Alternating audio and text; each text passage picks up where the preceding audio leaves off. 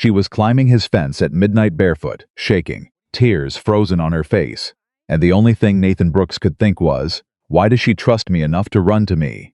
He'd only helped her carry boxes once, said maybe 12 words to her total.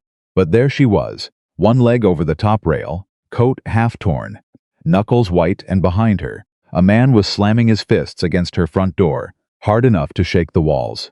Nathan didn't hesitate. He crossed his yard, reached up, and caught her before she fell. That one moment changed everything. Drop your city in the comments. I want to see how far this story travels. And if you haven't subscribed yet, hit that button. You're going to want to be here for all 5 parts. Nathan Brooks had been driving for 11 hours straight. He had a thermos of cold coffee sitting in the cup holder. He'd stopped bothering to heat it up somewhere around that Kansas border, and a duffel bag in the back seat that smelled like works sites and 2 weeks away from home. His hands were dry from the cold. His back hurt. There was a crack in the windshield he kept telling himself he'd fix that had now been there for 8 months. None of that bothered him. The only thing on his mind, the one thought that had been keeping him awake through the last 2 hours of dark Colorado highway, was the image of his daughter's face. Emma, 8 years old. She had a way of running toward him that made the whole world feel like it weighed less. Like everything, he carried the bills, the silence in the house, the loneliness. He'd stopped putting a name to all of it, just lifted. Even for a few minutes, he pulled into his neighborhood at 11:42 p.m. The streets were quiet. December quiet. The kind of cold that doesn't move, that just sits on everything like a held breath. Christmas lights on the Morales house, 2 doors down. A dog barking somewhere distant. His own house dark, because Emma was at her grandmother's, and wouldn't be home until tomorrow morning. He'd forgotten about that until halfway through Kansas.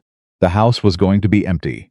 He sat in the driveway for a moment with the engine still running, just letting the heater blow warm air across his knuckles. Then he turned off the ignition, grabbed his bag, and went inside. He didn't turn on many lights. The house had a particular kind of quiet when Emma wasn't in it. Not peaceful quiet, just empty. The refrigerator hum. The furnace clicking on. The sound of his boots on the floor. He dropped his bag near the stairs, didn't bother unpacking, went to the kitchen and put the kettle on, because he was tired enough that the idea of a hot drink felt like an act of self-preservation. Then he remembered he needed to check the back door.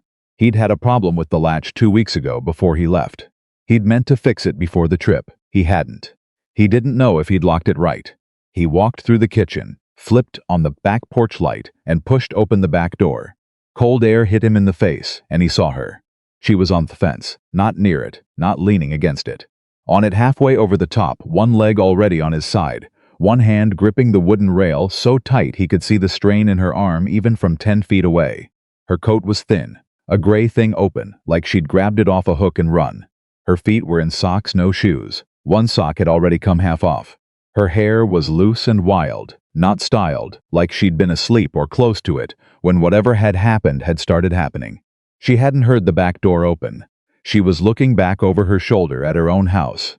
Nathan stood still. For a second, just a second, he thought. Wrong house, wrong yard, wrong night. His brain tried to make this make sense. Maybe she locked herself out. Maybe it was a bet. Maybe she was sleepwalking, and he was about to have to figure out how to handle that. Then he heard it, a door slamming. Her front door, from the other side of the house, the sound carrying clean and sharp in the cold air. Then a man's voice, Lily, not calling her, not worried. Demanding. The kind of voice that doesn't leave room for an answer. Lily, get back in this house right now. Nathan's whole body went still. He'd heard voices like that before, not often, but enough to know what they meant. His father had never used that voice, but his father's brother had at family dinners, the way his wife would go very carefully quiet whenever he spoke. Nathan had been 11 before he understood what he was watching. He understood it now. He stepped forward. His boot hit the porch step. Lily heard it. She jerked around so fast, she nearly lost her grip on the fence, and her eyes found him wide open, terrified, and for one long second, she just stared at him like she was calculating whether she'd made a catastrophic mistake. He raised both hands, palms out, slow, easy. The way you move around something that's frightened enough to hurt itself running. It's Nathan, he said, low and quiet, from next door. She stared. You're okay, he said. Come on down. She didn't move. Her hands were shaking. He could see it, even in the low light from his porch. Her jaw was tight. Her eyes kept flicking back toward her house. Lily, the man's voice again, closer now, working his way around. That got her moving. She pushed off the top rail, swung her other leg over, and dropped less gracefully than she probably planned, because her sock foot slipped on the rail and she came down hard and sideways. Nathan caught her, or mostly caught her. She hit him shoulder first, and he staggered back a step, but he got his arms around her, and they didn't go down. She grabbed the front of his jacket with both hands. She was shaking badly. "I'm sorry," she said, and her voice was barely there. "I'm sorry, I didn't know, Don't apologize," he said. "Come inside." She looked at him, just looked at him. Like she was deciding something in about 3 seconds that most people take years to figure out. "Nathan," she said, and her voice cracked right down the middle. "Can I stay? Tonight? Can I stay here?" The man's voice came around the corner of her house. "Lily, I swear to God inside," Nathan said, "right now." He got her through the back door and closed it behind them. She stood in his kitchen in her socked feet, one sock still half hanging off, and her thin coat and her shaking hands, and she looked around his kitchen like she was trying to remember what a normal room felt like. The kettle on the stove was starting to make noise. The overhead light was too bright. He could see her more clearly now. She'd been crying a while. Maybe her face had that scraped clean look that comes from crying long and hard and then trying to stop. There was a red mark on her forearm. He noticed it and said nothing. She noticed him noticing. She pulled her sleeve down. He turned away and went to the stove. "Sit down," he said. "Tea or coffee?" She stopped, swallowed. "Tea, if it's not too much trouble." "It's a tea bag and hot water," he said. "It's no trouble." She pulled out a chair at the kitchen table and sat. He heard her exhale this long, careful breath like she'd been holding it for an hour. For a minute, neither of them said anything. The kettle worked its way toward boiling. Footsteps on the other side of the fence. Outside, he heard them, and he thought she did too, because her hands went flat on the table. But they paced for a while and then stopped. Then a car door. An engine, the car sitting idle, then driving away. Lily let out another breath. "He left," Nathan said. "He'll come back," she said, flat like a fact. He poured the water, set the mug in front of her, sat down across the table with his own coffee, still cold from the thermos, and didn't try to warm it up. "Then we'll deal with that when he does." She wrapped both hands around the mug. Her knuckles had been scraped probably from the fence rail, and she winced a little when the warmth hit them. She looked at him over the rim of the mug. "You should know," she said. "I'm not crazy." "I didn't think you were. A lot of people would think this looks crazy. Woman shows up in your backyard at midnight climbing your fence. Woman shows up because she needed to," he said.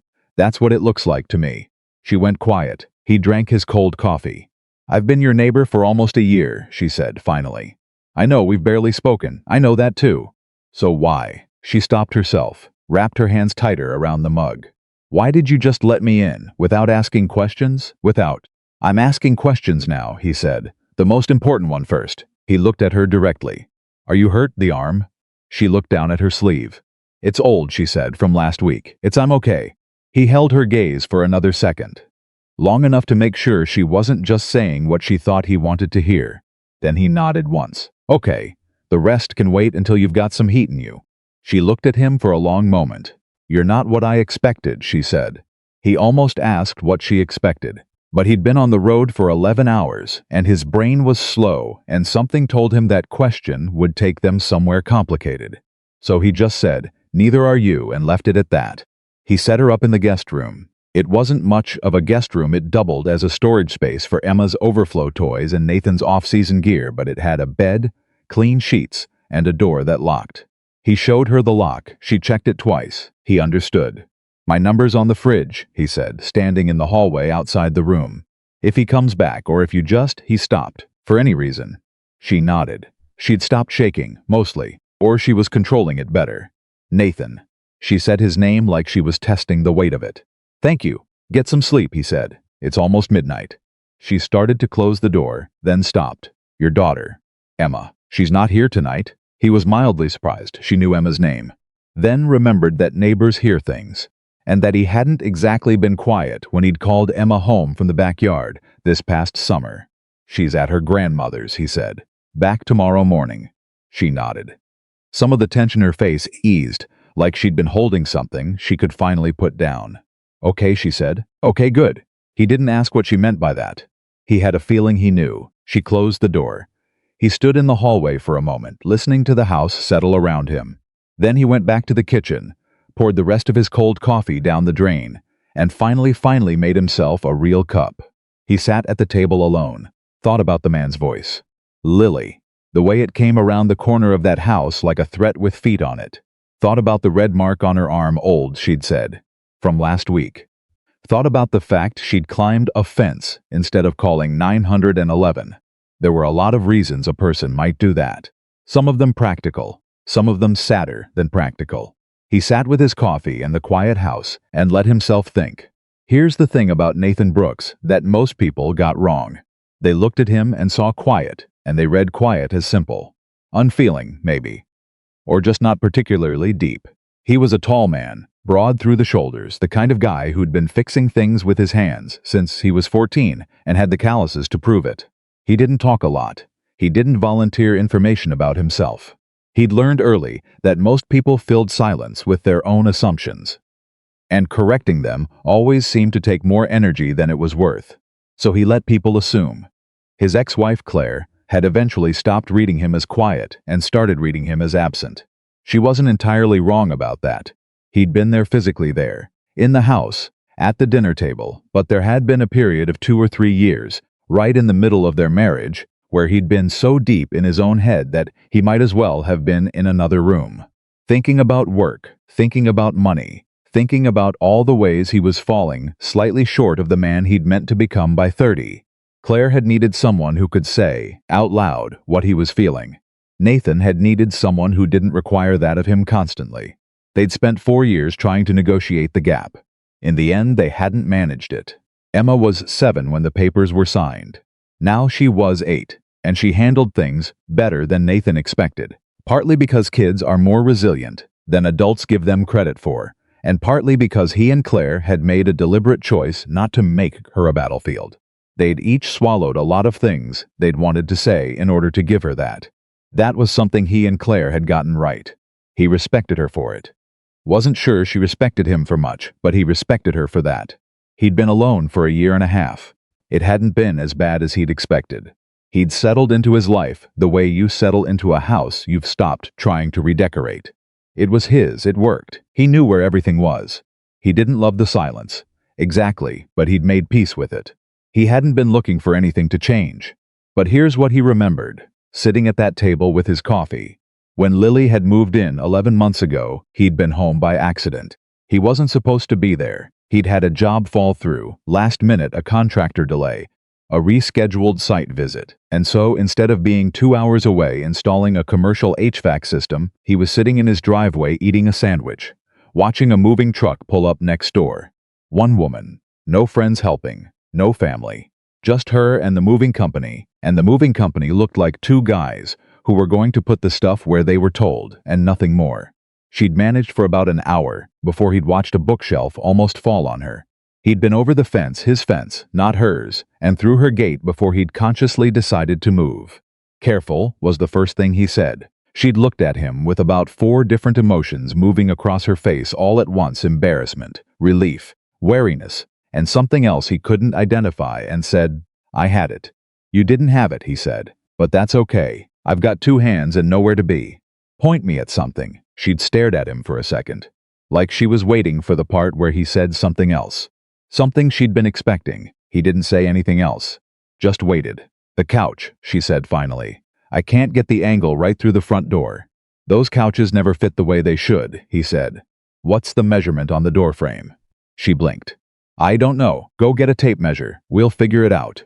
They'd gotten the couch in, taken the legs off, tilted it at a specific angle, done the awkward shuffle step that every person who's ever moved a couch through a narrow doorway knows. Then he'd helped her with the bookshelf and 2 boxes she'd labeled heavy that genuinely were. Total time, maybe 90 minutes. He'd said goodbye, walked back through her gate, and gone inside. He hadn't asked her name until the next day, when she knocked on his door to return his tape measure. "Lily Harper," she'd said, holding it out. "Nathan Brooks." He'd taken it. "Let me know if you need anything else." She'd nodded. He'd closed the door. That was it. He hadn't thought about it again for weeks. But she had. He wouldn't know that until much later. He wouldn't understand. For a long time, What it had meant to her, not the lifting or the measuring, not the practical work of it, but the specific way he'd done it. The absence of something that she'd been bracing for and didn't get. He'd have to learn that in layers. But sitting at his kitchen table that night, almost midnight, with a woman asleep in his guest room and the smell of cold December coming under the back door and the ghost of an angry voice still somewhere in the back of his head, he knew one thing. He was glad he'd been home that day. He was glad Emma wasn't here tonight, and he was glad, without being entirely sure why, that there was locked door between Lily Harper and the rest of the world. He went to bed around 1. He didn't sleep well, not the way he usually crashed after long trips, flat and deep and gone. He slept lightly, with some part of his brain still half online, listening. For a car in the street, for footsteps on the porch, for any sound that meant the night wasn't over. Nothing came. At 6:14 a.m., he woke to the smell of coffee. He lay still for a second, because his first thought was Emma, and then he remembered that Emma wasn't home yet. Then he remembered the rest of it. He put on jeans and a flannel, went downstairs. Lily was in his kitchen.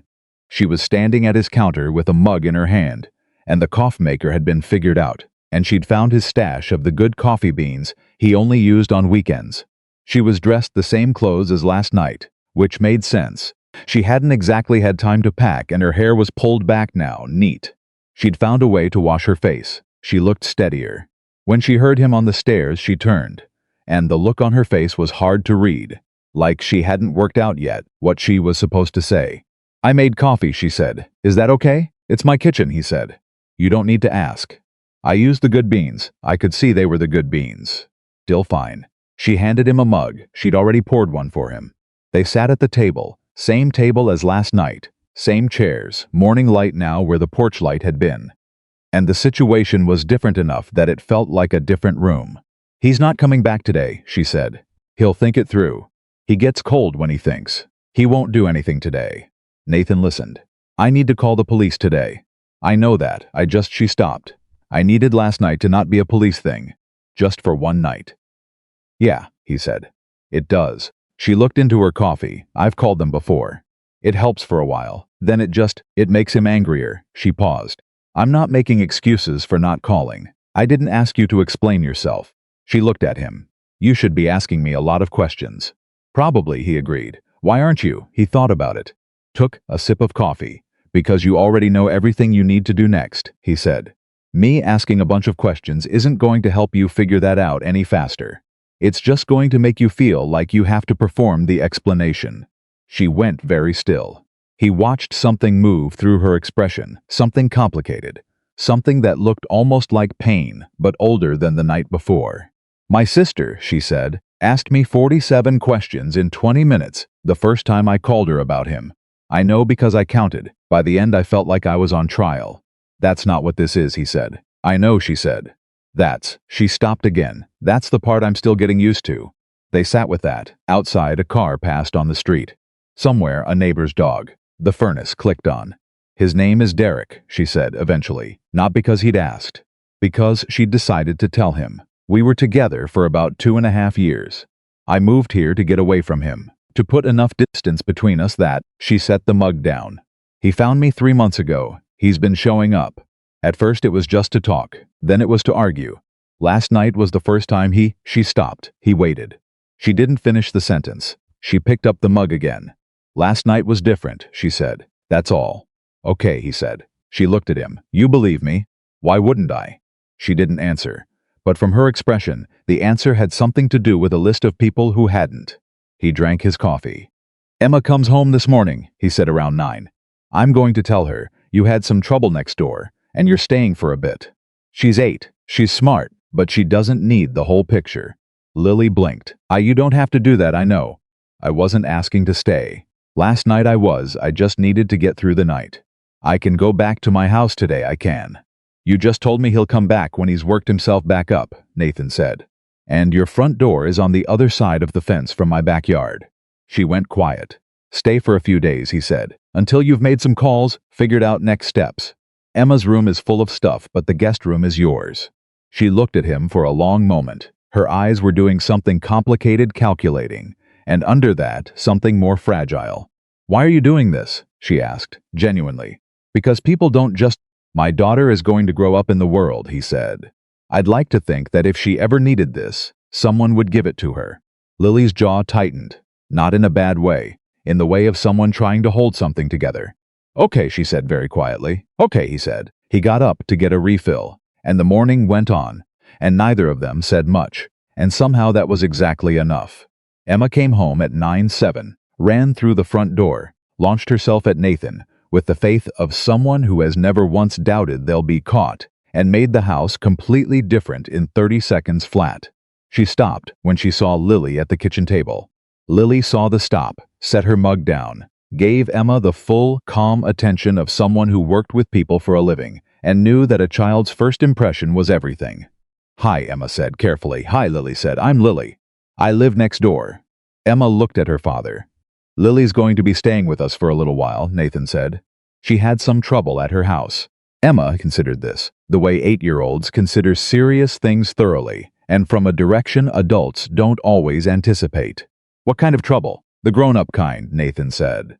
Emma accepted this the way she accepted most of his answers, to things he didn't fully explain with visible but temporary patience. Then she turned back to Lily. Do you like waffles? Dad makes waffles on Saturday, and today is Saturday. Lily blinked. Something in her expression shifted warm and sudden, like a light coming on. I love waffles, she said. Good, Emma said and turned back to her father. She can have my chair. I'll sit on the stool. Nathan met Lily's eyes over Emma's head. Lily looked like she didn't quite know what to do with that. He understood. Some things Emma just decided, and once she decided, you were in. There was no process, no probationary period, just the absolute clarity of a child who had already made up her mind.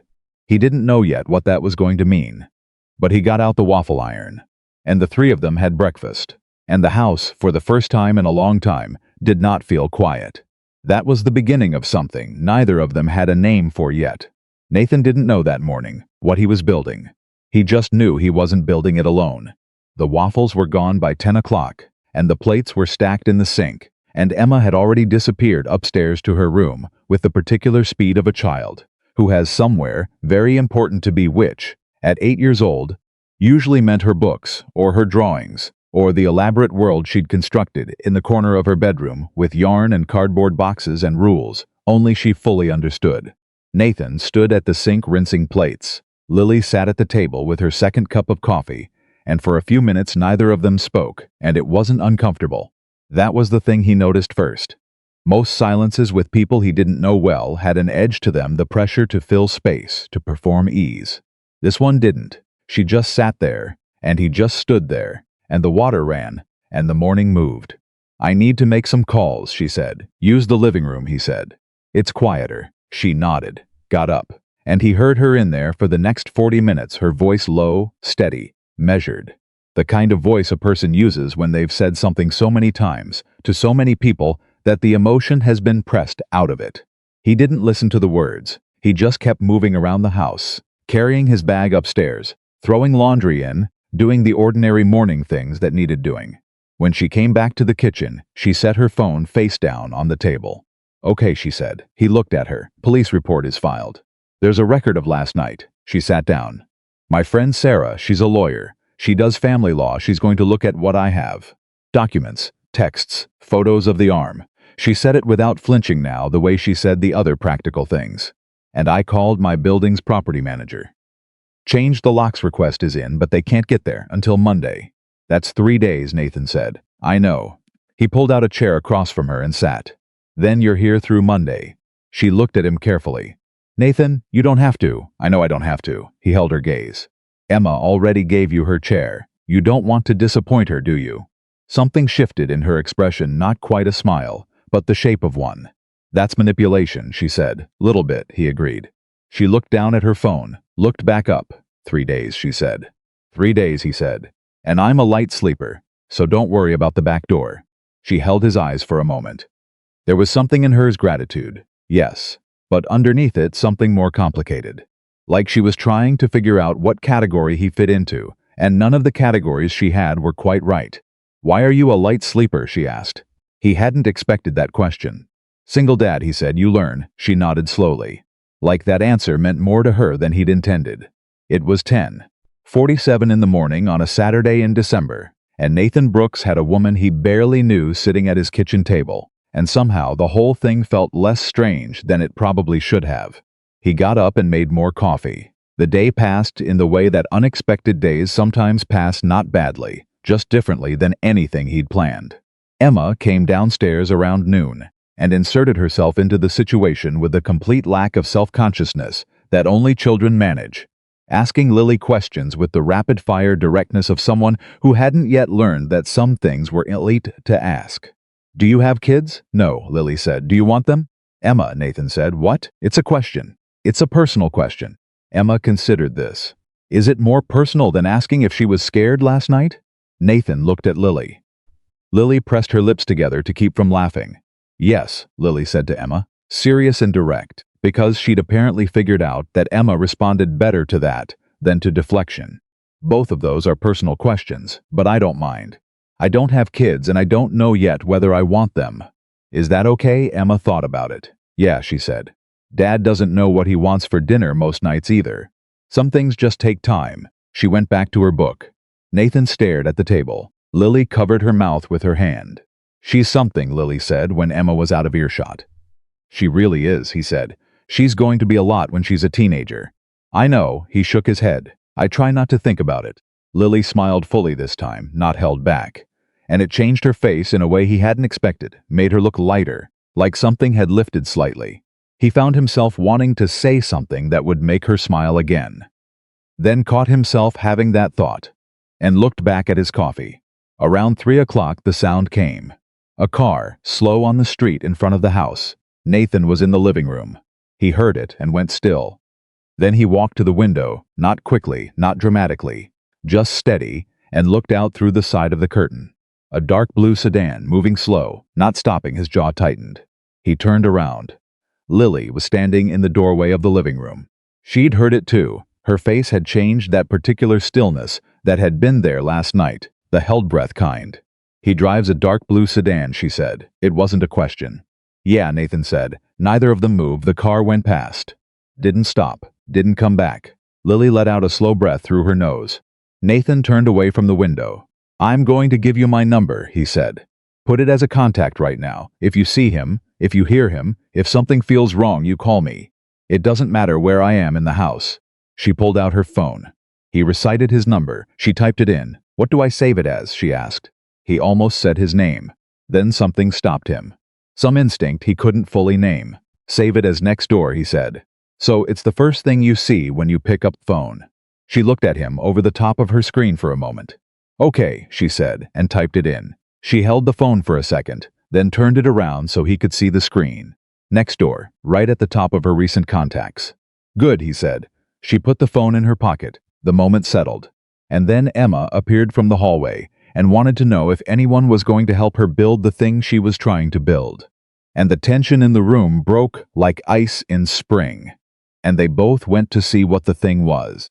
It was a castle, made of cardboard boxes and approximately 200 rubber bands. They spent an hour building it. That was Saturday. Sunday was quieter and more complicated.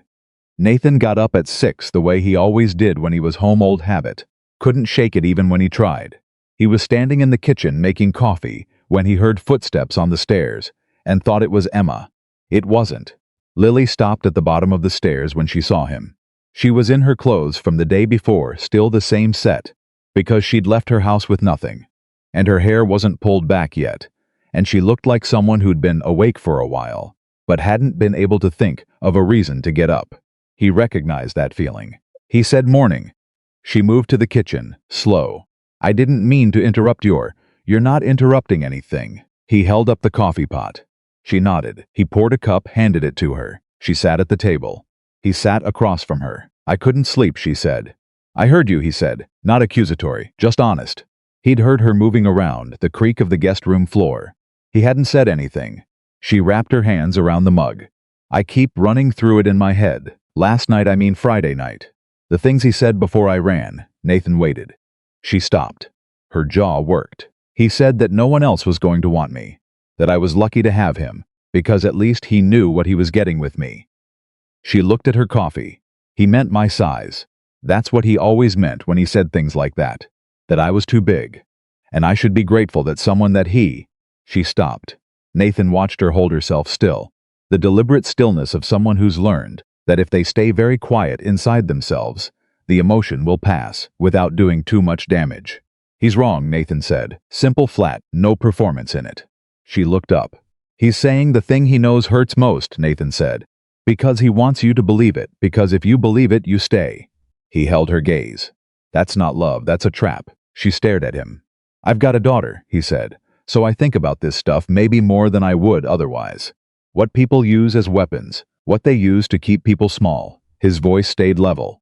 He was trying to make you feel like you were too much of a risk for anyone else to take on. That's not an opinion, that's a tactic. Lily's eyes were bright. She didn't cry, she held it, but her eyes were very bright. You're better at this than you look, she said finally. He almost laughed. I'll take that. She shook her head slow and something close to disbelieving. You really are. She looked down at her coffee and then back up. Nathan, can I ask you something personal? Yeah. Your marriage. What happened? He didn't answer immediately. Not because he didn't want to, but because he was deciding how much of the real answer to give and how much of the rehearsed one. He'd gotten good at the rehearsed one. We grew apart. Different needs, it just didn't work. All true, all incomplete. I was there, he said, but I was never really there. I don't mean I was unfaithful. I mean my head was somewhere else most of the time. I was always working the next problem, the next thing that needed fixing. Claire, my ex, she used to say she felt like she was living with a contractor. Someone who'd look at the house and see the to-do list instead of the home. Lily was listening, really listening, not waiting for her turn to speak. She wasn't wrong, he said. I didn't know how to just be present with her. When she tried to tell me something was wrong, I'd go straight into fix-it mode. What's the problem? What's the solution? Here's the plan. She didn't want a plan. She wanted me to sit down and be in it with her. And you couldn't do that? Took me too long to learn how. He turned his coffee cup slowly on the table. By the time I figured out what she'd actually been asking for, she'd stopped asking. Lily was quiet. I'm not saying it was all me, he said. It takes two people to get a marriage to the point where it's over. But that was my part. She looked at him. Do you still love her? He thought about it. Genuinely thought about it. The way she'd asked it straight and honest. No hedging in the question. So he gave it back the same way. I love that she's a good mother. I love that Emma gets her curiosity from her. But the thing that we were together, he shook his head. That's done. It's been done for a long time, okay, she said. Like she'd needed to know where that line was. Like she'd been looking for it, carefully. He noticed that she'd been looking for it. He filed it away somewhere, and didn't examine it yet. The sun came up properly. Emma thudded down the stairs at 7:45, with the energy of someone who'd slept 12 hours and had opinions about breakfast. The kitchen filled up. The conversation moved on, but something had shifted. Not dramatically, not in a way he could point to, just shifted. Sunday afternoon, Nathan's phone rang. He was in the garage. He'd slipped out to do some of the small maintenance things he'd been letting pile up, and he looked at the screen and felt his whole chest tighten. Marcus Webb. Marcus was his best friend of 18 years, and also Nathan knew before he answered, the person who'd been talking to Claire's sister at the Christmas party 2 weeks ago, and had heard something. Nathan didn't know what. He'd been waiting for this call. He answered. Hey, Marcus said, you home? Yeah. Got back Friday. How was the trip? Long. Nathan leaned against the workbench. What do you know, Marcus? A pause. Who says I know something? You always start with the weather report, when you've got something to say. How was the trip? Fine, Nathan. What are you actually calling about? Marcus exhaled. Oh look, another pause. Your new neighbor Lily. Nathan went very still. What about her? I heard about her moving in. From Denise, Claire's sister. You know she's got that mouth on her. The voice was careful now. And Denise heard from somebody who knows somebody from the hospital where Lily works. And apparently there's some talk. About why she moved here. About the boyfriend. I know about the boyfriend, Nathan said. That's handled. No, Nathan, listen. Marcus's voice shifted. Got quieter, more deliberate. The talk is. And I don't know how much of this is real. Okay. I'm just telling you what I heard. The talk is that she didn't just happen to land next door to you. Nathan frowned. What does that mean? Means someone saying she picked the neighborhood specifically. Did some research. Knew who lived where. The garage went quiet. Nathan could hear his own breathing. That's a hell of a claim, he said. Yeah, and it might be garbage. Denise is not exactly a reliable source, Nathan. I know that. Marcus stopped, started again. I just think you should know what's being said. Before you get too far into whatever this is. Whatever this is, Nathan repeated. You've got her staying at your house. How do you know that? Because Denise drives past your street every Sunday, and she saw an unfamiliar car in the driveway, and she can spot a woman's coat on your porch from 40 yards, and she texted Claire about it before she texted me. Marcus paused. Sorry, Nathan pinched the bridge of his nose. Right. I'm not saying she's bad news. I'm saying be careful, man. You just got your life back together. Emma's doing good. You're doing good. And this woman shows up in your backyard at midnight. She was running from someone. Maybe. Or maybe she was running towards someone. And maybe that someone is you. Marcus's voice was flat. Not mean. Just practical in the way Marcus was always practical. Just think about it. That's all I'm saying. Nathan looked at the wall of his garage. At the tools hanging there, ordered the way he'd ordered them, each one in its place. I hear you, he said. That's not the same as agreeing with me. No, he said, it's not. He hung up. He stood in the garage for a long time. He came back into the house. Lily was at the kitchen table, helping Emma with something, a drawing. It looked like the two of them bent over a sheet of paper with colored pencils spread between them. Lily was saying something low that made Emma laugh, the sudden bright kind. The kind she only produced when something genuinely surprised her. He stood in the doorway. His chest did something complicated.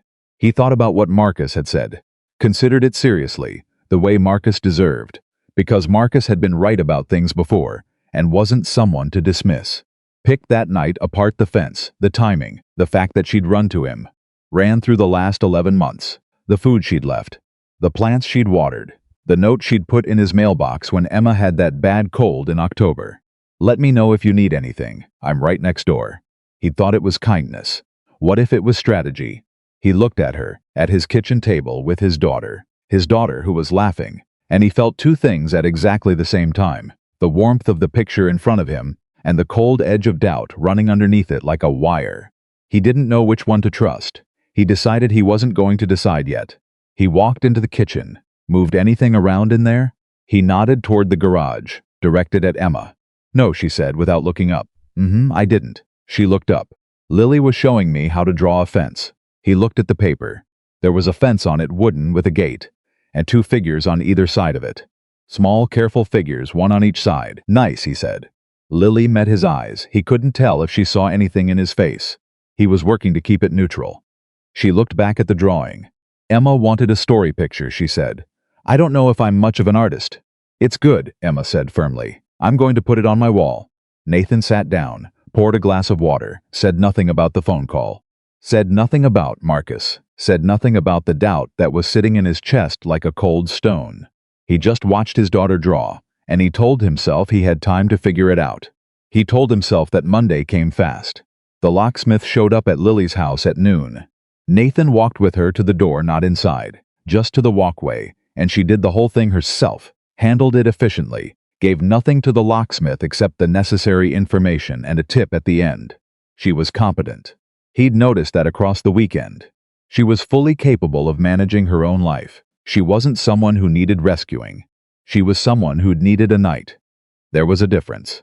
He kept noticing things like that. When they came back inside, she stood in his kitchen with her new keys in her hand and said, I should go back. Yeah, he said, thank you. She said it plainly. For the weekend, for the room and the food and Emma. Thank her for me. You can thank her yourself. She'll be home at 3. She almost said something to that. He could see it, the consideration of whether to stay until 3. The quick calculation. Then the decision. I'll come back at 3, she said. He nodded. She started toward the door, then stopped. Without turning around, she said, Nathan, the question you didn't ask all weekend. He waited. You didn't ask why I picked your fence. She turned around. Of all the directions I could have run, he held very still. Why did you? She looked at him directly, not flinching, not performing, just looking at him the way she had on Friday night over the top rail of that fence, the 3-second calculation. Because, she said, you're the only person I've met in the past year who helped me carry something heavy and then walked away without expecting me to owe him anything for it. She paused. I didn't plan it. I wasn't thinking strategically. I was scared and running, and my legs just took me to the only place my brain said was safe. The cold stone in his chest did something, not melt. Not quite, but it shifted. She held his gaze for another second. Then she said, "I'll be back at 3, and walked out the front door, and he heard her heels on the porch steps, and the gate at the walkway, and then the sound of her front door across the property. He stood in his kitchen alone. Marcus's words were still there. Still true, he hadn't changed the facts. But there was something else true also, and it was this. Nathan Brooks had spent a year and a half alone in this house, making sure nothing changed, nothing grew, nothing became anything he'd have to grieve again if it went wrong. And the most alive this kitchen had felt in 18 months was the last 3 days. He picked up his phone, thought about calling Marcus back, put the phone down. He went to fix the screen door he'd been meaning to fix for 6 weeks. His hands needed something to do. Emma came home at 3:04. Lily knocked on the door at 3:11. Emma opened it before Nathan could get there and said with great ceremony, "You came back." "I said I would," Lily said. "Some people say things," Emma told her seriously. "I know," Lily said. "I try to be the other kind." Emma looked at her for a long moment with those old soul eyes that Nathan had never quite gotten used to. Then she stepped back and held the door open wider. "Okay," she said. "Do you want to see what I finished drawing?" Lily glanced over Emma's head at Nathan, standing in the hallway. He gave the smallest shrug. "Your call?" Lily said. "Show me." Emma took her hand and led her upstairs. Nathan stood in his hallway. He could feel the shape of something forming slowly, imperfectly, with all the wrong materials and terrible timing, and a past on both sides that would need to be worked through carefully and probably painfully. He could feel it. He'd been a contractor long enough to know that the buildings that lasted weren't the ones that went up fastest. They were the ones where someone took the time to make sure the foundation was right. He didn't know yet what this was, but he knew it was something. And for the first time in 18 months, he didn't close the door on it. He let it stand open. He went back to the kitchen, started on dinner, and upstairs. He could hear Emma's voice, bright and certain, showing Lily every single drawing she'd ever made, explaining each one with the full conviction of someone who has never once doubted that her work is worth looking at. And he could hear Lily's responses, real ones, not polite ones, asking actual questions, laughing at the right moments, getting it. He stood at the stove. Something in him that had been quiet for a very long time made a sound. Not loud, not dramatic, just present, like a door that hadn't been opened in a while, creaking on its hinges. Not closed, not open, just beginning to move. 3 weeks passed. That was the part nobody tells you about how quietly a person can become part of your life. Not with the announcement, not with a dramatic declaration. Just incrementally, the way water finds its level. One day the space is empty, and then it isn't, and you can't quite identify the exact moment it changed. Lily went back to her own house, Monday afternoon. She slept there Monday night and Tuesday and Wednesday. She was back at work Thursday, the hospital. Her shift at the patient services desk, starting at 7 in the morning. Life resumed its shape on her side of the fence. But the gate Nathan had always kept latched had started opening more easily. Tuesday evening, she knocked to return his spare blanket. He made coffee. She stayed 40 minutes. Wednesday, Emma spotted her checking her mail and hollered across the yard with a particular volume children reserve for people they've decided belong to them. Lily came over, stayed for dinner. Thursday, she texted just a single line. "Long day. Emma doing okay?" He'd stared at that message longer than it warranted. Then typed back, "She's good, you eat?" She sent back a single emoji. A face that meant no, he said. "There's soup on the stove." Doors unlocked. She came over at 7:30. Ate soup standing at the counter because she said she was only staying 5 minutes. She stayed 2 hours. By the end of the 3rd week, Nathan stopped tracking it. She was just there in the texture of his days, not every day, not every hour, but enough that when she wasn't there, the absence had a shape. He didn't say anything about it. She didn't either. And in that silence, something was building that neither of them had given permission for. It was a Friday night, 3 weeks and 2 days after the fence, when Marcus showed up at Nathan's door uninvited. Nathan opened it, and Marcus walked in like a man who had something to say and had been working up to it for long enough that stopping wasn't an option anymore. He was carrying a 6-pack, which was his standard peace offering when he was about to do something Nathan wasn't going to enjoy. "Emma asleep?" Marcus asked. 30 minutes ago, Nathan said. "What's wrong?" "Nothing's wrong." Marcus set the 6-pack on the kitchen counter, pulled 2 bottles out, handed one to Nathan. I just need to talk to you about something, and I figured it was better in person. Nathan took the bottle, leaned against the counter, waited. Marcus looked at him for a second. Then he said, "She researched you, Nathan." The kitchen went very quiet. "I found out more," Marcus said. "Not through Denise this time. Through someone who actually knows what they're talking about." He turned the bottle in his hands. "Lily moved to this street in February. Your address has been on this street for 3 years. She works at Mercy Hospital, which is 22 minutes from this neighborhood, but not the closest hospital to where she was living before.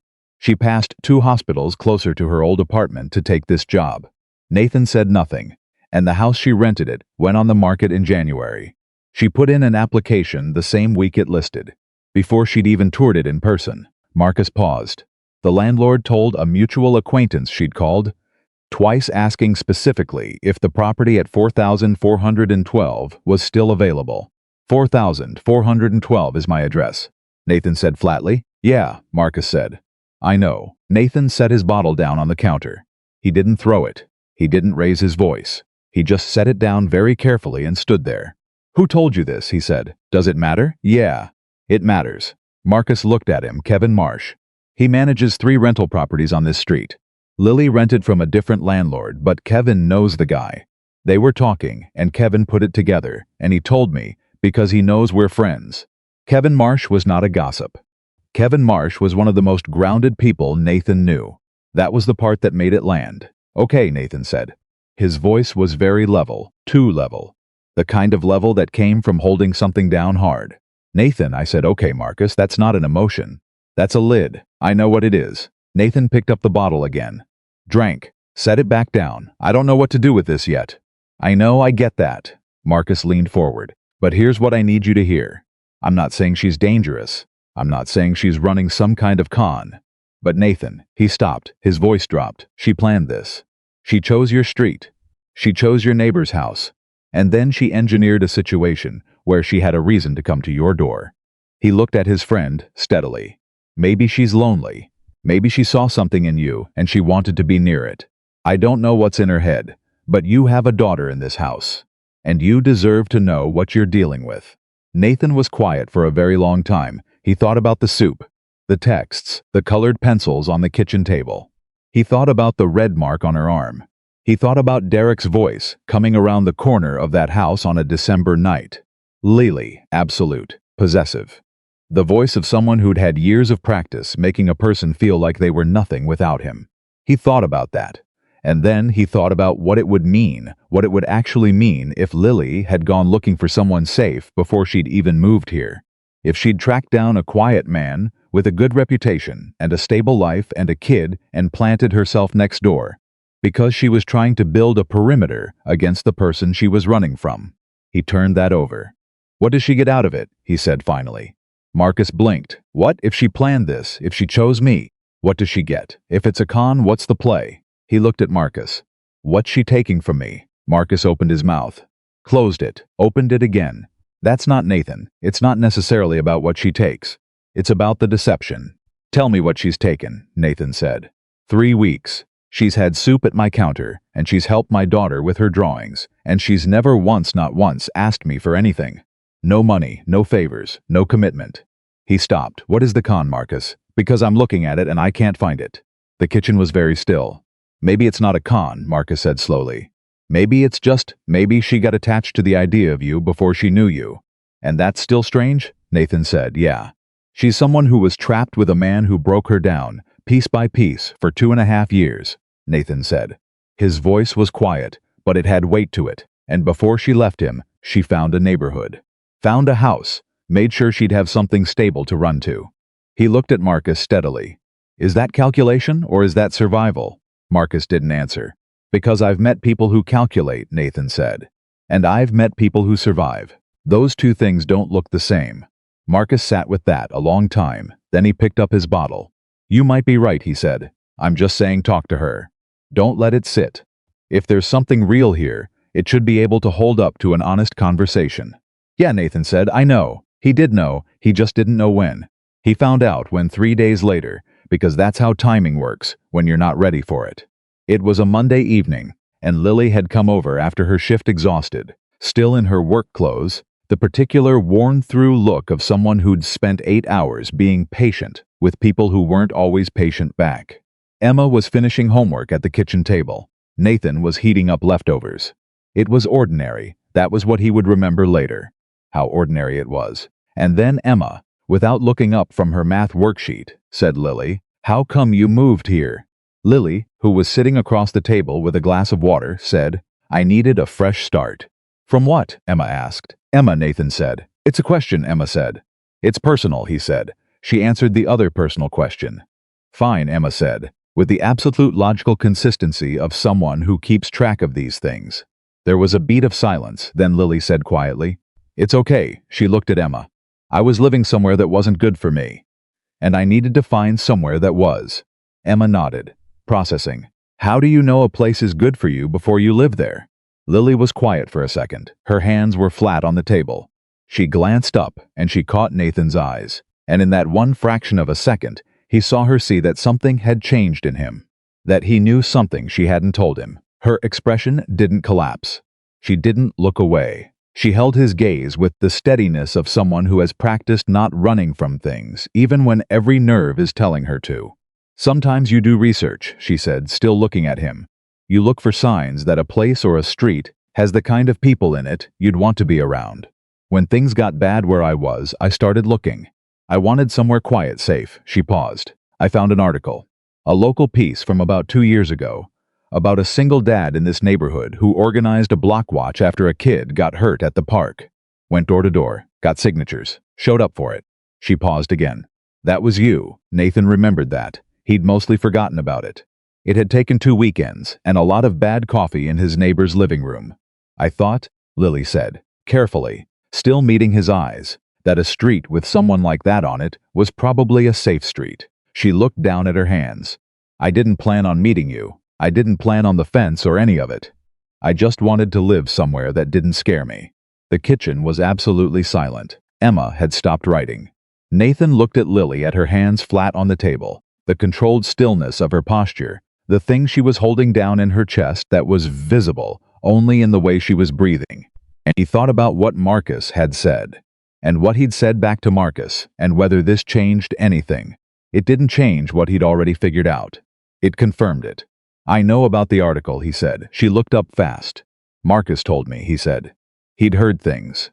Enough that I should have asked you directly earlier than right now." Her jaw tightened. "What did he tell you? That you chose this neighborhood before you moved? That you knew my address?" He kept his voice even. Not accusatory, just fact, that it wasn't chance.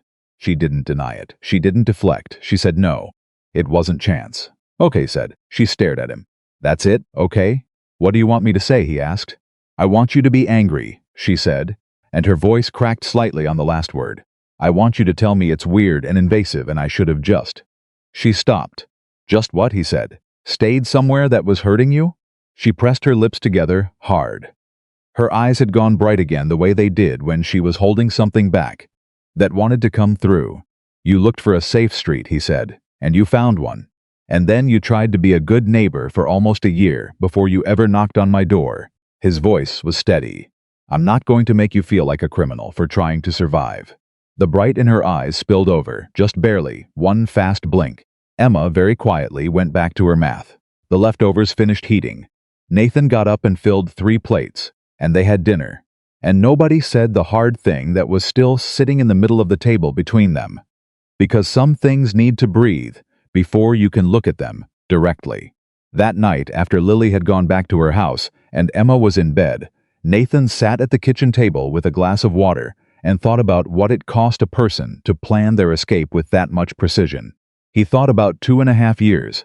He thought about what Derek had sounded like coming around that corner. He thought about the red mark on her arm, old, from last week, said without flinching, because she'd gotten the point where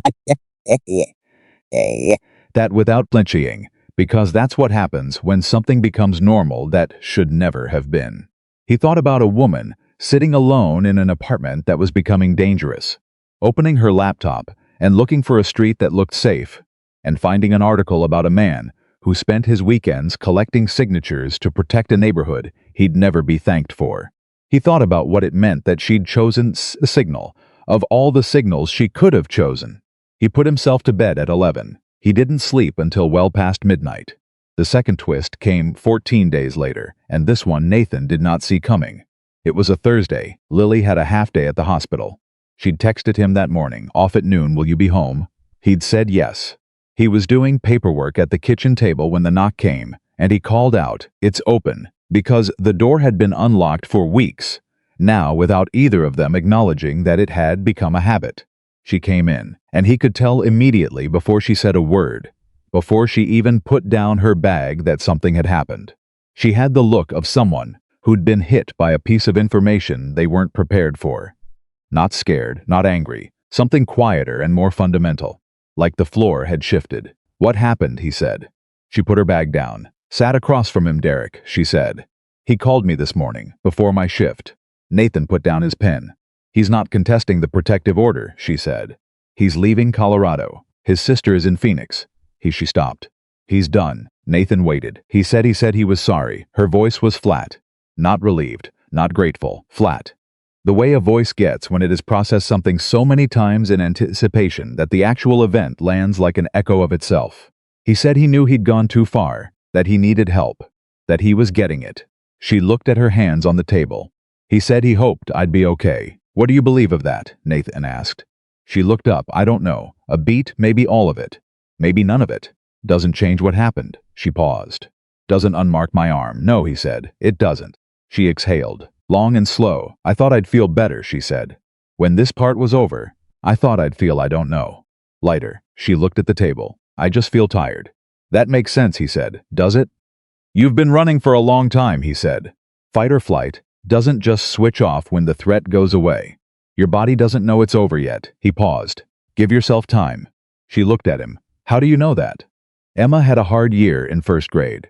Kid was bullying her. It was handled. But months later she was still flinching when kids ran up behind her. He kept his voice level. "Bodies learn fear. They take longer to unlearn it." Lily was very still. "You're a good father," she said quietly. He didn't know what to do with that, not the way she said it, with the particular weight of someone who'd grown up around men who weren't. So he just said, "I try to be." "No," she said, "you are. There's a difference between trying and actually being, and you're on the right side of it." The kitchen was quiet. "Lily," he said. She looked at him. "What do you want?" he said. "Not from today, not from the situation. From," he stopped, made himself say it, "from whatever this is. Between us." Her breath caught, just slightly, just enough. "I don't know how to answer that," she said. "Take your time." She looked at him for a long moment. Then she said, "I want to stop being afraid that you're going to find a reason to pull back." Her voice was steady, but her hands on the table weren't. "I want to stop waiting for the part where you decide I'm too complicated. Too much history. Too much weight." She stopped. "I want to want things without immediately calculating how disappointed I'll be when they don't work out."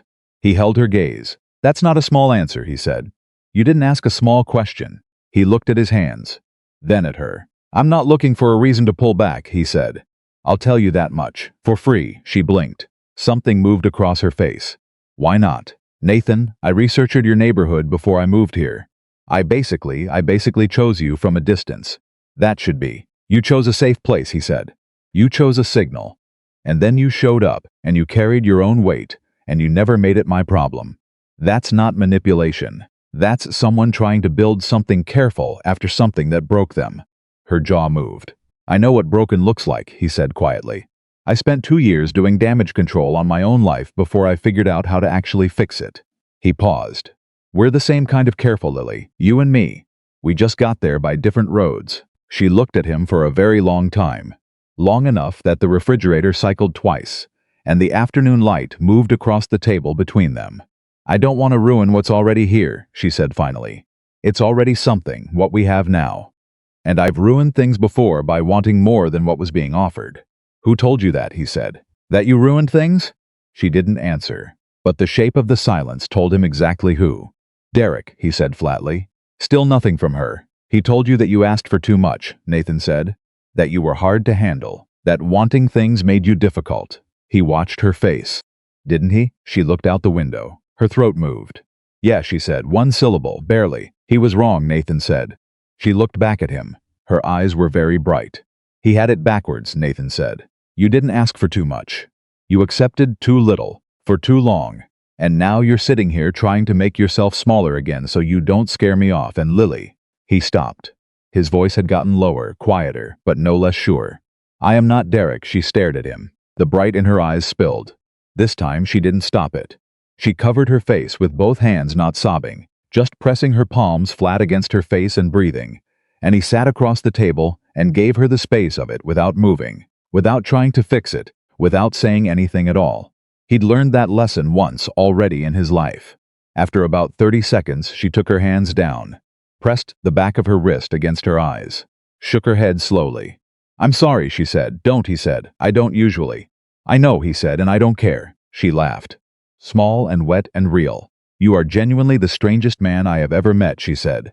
"Because I mean what I say. Because you mean what you say, and you don't make it a big production." She looked at him. "Most people who say nice things want something for them afterward." "I want you to believe them," he said. "That's all." She looked at him. The crying was done. The steadiness was back, but different now. Looser. Like something had released an inch or two, and the space it left behind wasn't emptiness, just room. "Okay," she said softly. "Okay," he said. He picked up his pen, went back to his paperwork. She stayed at the table, not talking, just present. And after a while she pulled her phone out and started answering emails from work. And the afternoon moved around them both, ordinary and unhurried. It was the quietest declaration neither of them made. Emma noticed first, because Emma always noticed first. It was a Saturday morning, 1 week after the kitchen conversation, and all three of them were eating breakfast properly this time, not waffles but scrambled eggs and toast. A regular morning, and Emma looked up from her plate and looked at Lily, and then looked at her father, and then said, with the blunt observation of someone who has been watching carefully and feels it's time to report findings, "You two are different now." Nathan and Lily both looked at her. "Different how?" Nathan said. Emma considered this with visible seriousness. "Before, you were both being careful with each other. Like when you carry something breakable. Now, you're just normal careful. Not extra careful." She picked up her toast. "It's better." Lily looked at Nathan. Nathan looked at Emma. "When did you get so perceptive?" he said. "I've always been perceptive," Emma said. "You just weren't paying attention." She ate her toast. Nathan met Lily's eyes across the table. Lily was pressing her lips together again, the not quite a smile shape that he'd started cataloging without meaning to. The specific compression that meant she was genuinely happy and not sure what to do with it. He knew that shape now. He knew a lot of her shapes now. That was new. That was something he had not had access to in a long time, the specific particular knowledge of one person's small signals. The internal language of someone whose patterns you'd started reading without being asked to. He hadn't looked for it, it had happened anyway. And he sat at his kitchen table on a Saturday morning with his daughter and the woman from the other side of the fence, and outside, December had given way to January, and January was giving way to February, and the cold that had been there the night she'd climbed the rail was still there, but thinner now, lighter, and if you stood at the back door in the early morning, you could almost not yet, but almost feel the particular loosening in the air that means spring is thinking about it, not ready yet, but thinking.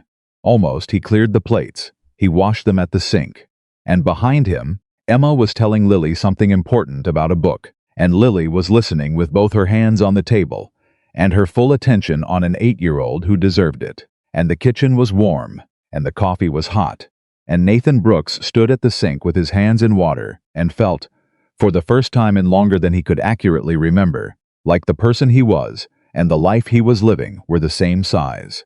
Not perfect, not without complication, but the same size, and that, he was slowly learning, was enough to build on. February arrived without ceremony. The cold stayed but changed its character, less sharp, more settled, the kind of cold that stopped trying to prove something and just exists. Nathan noticed it the way he noticed most seasonal shifts through his work. The calls changed in winter, more emergency repairs, more systems pushed past their limits by sustained freeze. He'd been putting in longer hours, coming home later, eating dinner, after Emma was already in bed more nights than he wanted to count. Lily had started leaving food, not asking, not texting ahead. Just a covered dish on the porch, or a pot on the stove if Emma had let her in, which Emma did with increasing frequency and decreasing ceremony. The way you stop knocking on a door you've decided is yours to open. Nathan would come home at 7, 8, sometimes 9, and there would be something warm waiting. Real food, not sandwiches. Actual meals with multiple components, the kind that took time to make. He didn't tell her to stop. He should have said something about it, he knew. Should have established some boundary or expectation or, at minimum, asked what she was getting out of feeding a man who was barely home. But every time he formed the words in his head, they sounded wrong, too formal for what they actually were, which was two people falling into a rhythm that neither had announced. He ate the food. He sent a text each time, 2 words. Thank you, sometimes 3. This is good. She'd send back something small. A single word, good, or just a thumbs up, no performance. No waiting for more. It was the least complicated thing in his life. That should have been a signal, it was. He just wasn't ready to answer it yet. The problem arrived on a Wednesday at 4:47 in the afternoon, in the form of a phone call Nathan almost didn't answer because he was halfway up a commercial HVAC unit, and his hands were full. He answered because the number was Emma's school. He was down the ladder in 30 seconds. Mr. Brooks. The voice was the school counselor, Dr. Anita Reyes. He'd spoken to her twice before, once when Emma had trouble transitioning after the divorce, and once when a kid in her class had died unexpectedly and the school was doing grief support. Both times, Dr. Reyes had been straight with him. He braced for straight. Emma's okay physically. I want to start with that. But Nathan said she had an incident today, in the cafeteria. There was a disagreement between her and another student, a girl named Becca. It got verbal. Emma said some things that were out of character for her. We had to pull her out of class for the afternoon. Nathan was already walking to his truck. What did she say? A pause. She told Becca that Becca's family was broken because her parents got divorced, and that broken families shouldn't pretend to be normal. Nathan stopped walking. I know, Dr. Reyes said quietly. It was directed and it was hurtful. Emma knows that. She's been crying in my office for the past hour. But I also think, and this is why I'm calling you specifically, there might be something underneath it that's worth looking at. This didn't come from nowhere, no, Nathan said. His voice was hollow. It didn't. He picked Emma up 20 minutes later. She got in the truck without looking at him, buckled her seatbelt, stared straight ahead. He drove for 3 minutes in silence. Then he said, "You want to tell me where that came from?" Emma's chin started trembling. She tightened her jaw against it. She had that from him, the fighting it thing. He recognized it in her, the way he recognized his own reflection. I don't know, she said. Emma, I don't know, Dad. I don't know why I said it. I knew it was mean when I was saying it, and I said it anyway. She pressed her hands flat on her knees. I feel horrible. Good, he said, not unkindly, just honestly. Feeling horrible means you know you did something wrong. That part's right, he paused. Now we figure out the part underneath it. She was quiet. Is it about Lily? He said. The silence that followed was the specific silence of a person who has been caught and is deciding whether to run. No, she said. Emma, another silence. Then quietly, maybe. He pulled into the driveway, turned the engine off, did not get out. This was important enough to do in the truck, where there was no escape route, where it was just the two of them in a small space, and neither of them could default to moving around. Tell me, he said. Emma looked at her hands. Becca said her parents were getting divorced. She was crying about it at lunch, and everyone was being nice to her and saying it was going to be okay, and she stopped. And I thought about how everyone said that to me too. When you and Mom, and I was nice about it. I was always so nice about it. Her voice cracked. And I never got to say that it wasn't okay, that some days it's still not okay.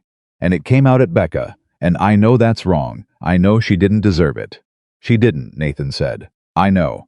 Emma rubbed her eyes fast the way she did when she was angry at herself for crying. I was so tired of pretending. It doesn't still bother me sometimes. Nathan sat with that, let it settle. What is it about Lily, he said. Careful, level. Emma was quiet for a long time, long enough that he almost let it go. What if you love her, Emma said. He went very still. What if you love her and she leaves, Emma said. Or what if she stays and it's good and then it goes wrong, because it went wrong with Mom. And you both loved each other. You told me you did.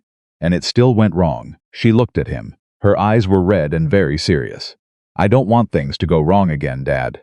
Nathan's chest did something that he was not going to be able to hold together cleanly. He reached over and put his hand on the back of her head the way he had when she was a baby, when she couldn't sleep, the specific weight and warmth of his hand that had always settled her. She leaned into it immediately, the way she always had, and he felt her shoulders drop. "I don't know what's going to happen," he said. "I'm not going to lie to you about that. Nobody knows what's going to happen." "That's not reassuring," she muttered. "I know, but it's true." He kept his hand where it was. "What I can tell you is that Lily isn't a replacement for your mom. She never will be. Your mom and I, what happened there, that was about us. Two people who weren't able to get it right together. That doesn't mean everyone ends that way." Emma was listening. He could feel it in the way she'd gone still. "And whatever happens or doesn't happen with Lily," he said, "the three of us, you, me, your mom, that doesn't change. That stays the same. That's not something any other person can touch." Emma pulled back enough to look at him. "You really like her," Emma said. Not a question. A statement from someone who's been watching and has tallied all the evidence. He didn't insult her by denying it. "Yeah," he said. "I really like her." Emma looked at him for a moment. Then she nodded, once with the gravity of someone signing a document. "Okay," she said, "but she has to know that I can tell when people are faking liking kids. And she doesn't fake it." "I know she doesn't," he said. "That's important," Emma said. "It's very important," he agreed. Emma nodded again. Then she opened the truck door and got out and went inside, carrying her backpack, her feet heavy on the porch steps. Nathan sat alone in the truck for another minute, his hand still where it had been, resting now on the empty seat. He had a daughter who was afraid of loving something again, in case she lost it. He understood that fear so precisely that it felt like looking in a mirror. He wasn't sure if that made it better or worse. He got out of the truck. He called Claire that evening, after Emma was upstairs doing the reading. That was her homework atonement for the afternoon. He stood at the back door, the cold coming through the glass, and dialed. She answered on the third ring. "Nathan, is Emma okay?" "Yeah." "She told you about today?" "Dr. Reyes called me too." A pause. "How's she doing?" she cried. She processed. "She'll call Becca tomorrow and apologize." He watched his breath fog the glass. "She said some things tonight, Claire, about being afraid." Claire's voice went careful. "About Lily." He wasn't surprised she knew. Denise, probably. The neighborhood, the way information traveled. "Yeah, about what happens if things go wrong again." A long pause. "She's 8, Claire said finally. "She already knows that love doesn't always work." "That's a hard thing to know at 8. "I know, Nathan." Claire's voice changed. Lower, more deliberate. "I'm going to see something, and I need you to hear it without it becoming a whole thing between us. Okay, don't let Emma's fear become your reason not to try." She paused. "Because I know you, and I know that you will use her fear as permission to stay safe. And that's not fair to her, and it's not fair to you, and it's not what she actually needs." He was quiet. "She needs to see you try," Claire said. "Not succeed, not have it be perfect. Try, because that's what she's going to need to know how to do when she's old enough for it to matter." Nathan looked at the backyard, at the fence, the gate he'd unlocked and kept unlocked. "When did you get wise?" he said. "I was always wise," Claire said. "You just weren't paying attention." She paused. "That's a joke." "Mostly," he almost laughed. "Yeah, mostly. Is she good, Lily?" He stopped. Thought about the food on the porch. The way she listened to Emma. The things she'd said at the kitchen table. "I am not Derek." The look on her face when he'd said that. "Yeah," he said. "She's good." "Then don't screw it up by overthinking it," Claire said. "You're very good at overthinking things, Nathan." "Always have been." "I know. Good night, Claire." He hung up. He stood at the back door. The gate was closed but unlocked. The yard was dark. The house next door had its kitchen light on. He could see it through the slats of the fence.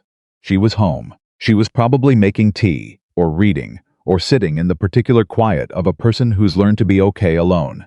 He almost texted her. He didn't, not yet. He wasn't sure what he was going to say, and he'd learned slowly, painfully, through one marriage and a lot of silence, that he should know what he wanted to say before he tried to say it. He went inside. He sat at the kitchen table with his cold coffee and thought about what he wanted to say. He figured it out the next day, which was a Thursday, in the completely unromantic setting of a commercial rooftop in downtown Denver at 2 in the afternoon with the wind coming off the Rockies, cold enough to cut. He was replacing a failed compressor unit. His hands were working automatically, the kind of work that leaves your brain free to go wherever it needs to go, and his brain went to Emma, and then to Claire's words, and then to Lily, and he stayed with Lily for a long time. He thought about what she'd said at the kitchen table. "I don't want to ruin what's already here." He thought about what she'd said about Derek, The things Derek had told her about herself. He thought about a woman who'd planned her escape with painstaking precision. Because she'd had to. Because the alternative was staying somewhere that was destroying her, and who'd landed next door to him and spent 11 months being careful and present and decent and asking for nothing. He thought about the fence. He thought, she came over the fence because she trusted me, and I let her in because something in me recognized something in her. And we've been dancing around the thing between us for months, because we're both afraid of being wrong again. He thought, what if being wrong is worth the risk? He thought, I know it is. I've known it for a while. I've just been waiting until I was sure I was ready. He thought, I'm not going to be sure. That's not how this works.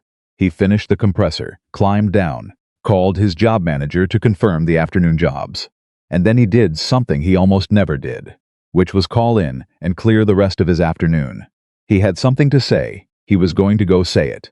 He knocked on her door at 4:15.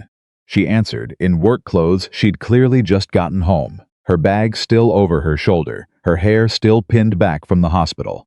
She looked at him with the quick assessment of someone calibrating the nature of an unexpected visit. Nathan, not alarmed, just reading. Emma okay? Emma's fine, he said. Can I come in for a minute? She stepped back. He came in. Her house was neat and warm and arranged with the particular care of someone who'd had to rebuild their environment from nothing and had done it deliberately. He'd been inside a handful of times, always briefly, always practically.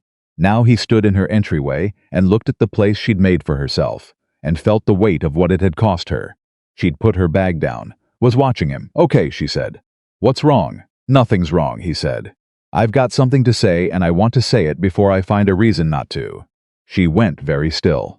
I've been sitting on this for a while, he said. Because I'm careful. You know I'm careful. That's maybe the main thing I am. He looked at her directly. But I had a conversation with Emma yesterday and another one with Claire. And I've spent the last 24 hours figuring out what I actually want instead of what's safe to want. Lily's hands were at her sides. She was very still. Breathing. I want to know if what's been happening between us is something you want to actually name, he said. Because I'm done pretending I don't notice that I think about you more than I think about most things. And I'm done pretending that this, he gestured between them, simple, no flourish, is just neighbors being neighborly. The stillness in her was absolute.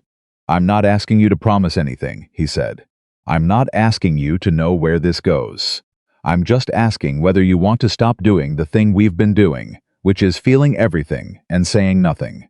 She stared at him. Nathan, she said. Her voice came out low and slightly wrecked. Yeah, he said, I have been. She stopped, started again. I have been so careful not to push.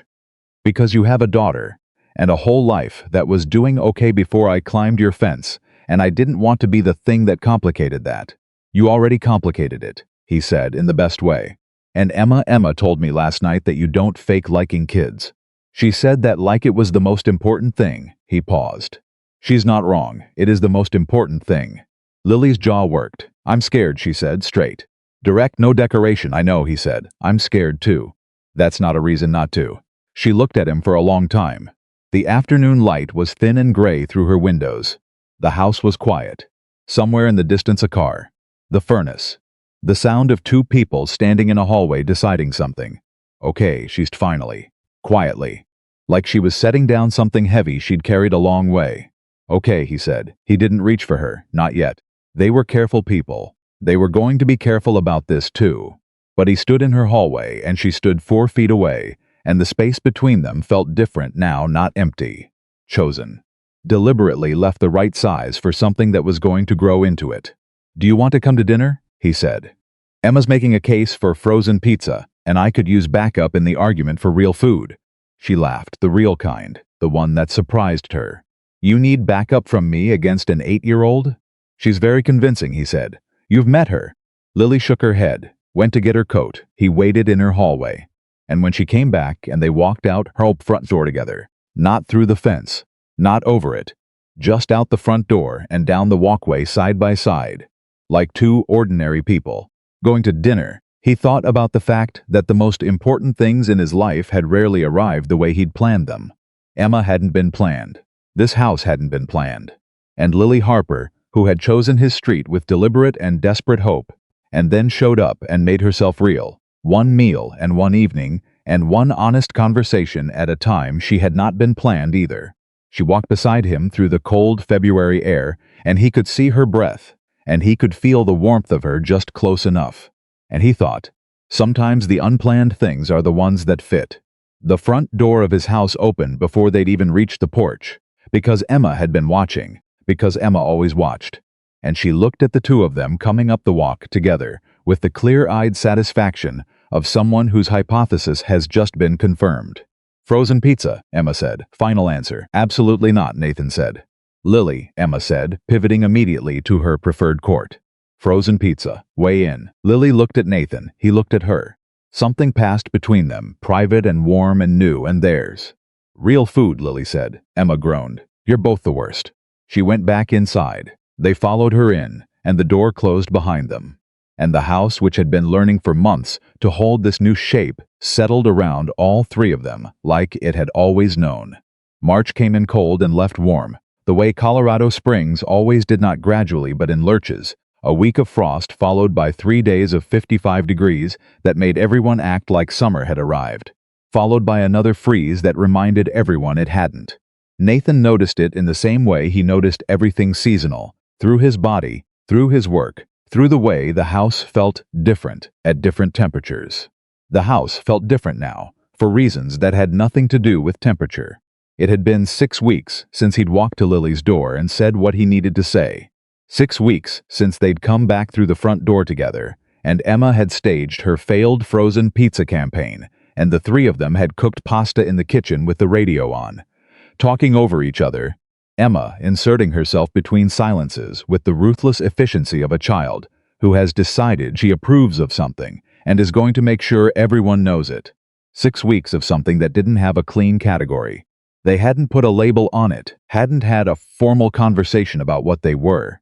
In another situation with other people, that absence might have felt evasive. With Nathan and Lily it felt right, like they were both experienced enough, with how fast words could outrun reality, to know that the thing needed room, to become what it was before they tried to name it. But it was something. Every evening she wasn't working late. She was at his kitchen table, or he was at hers.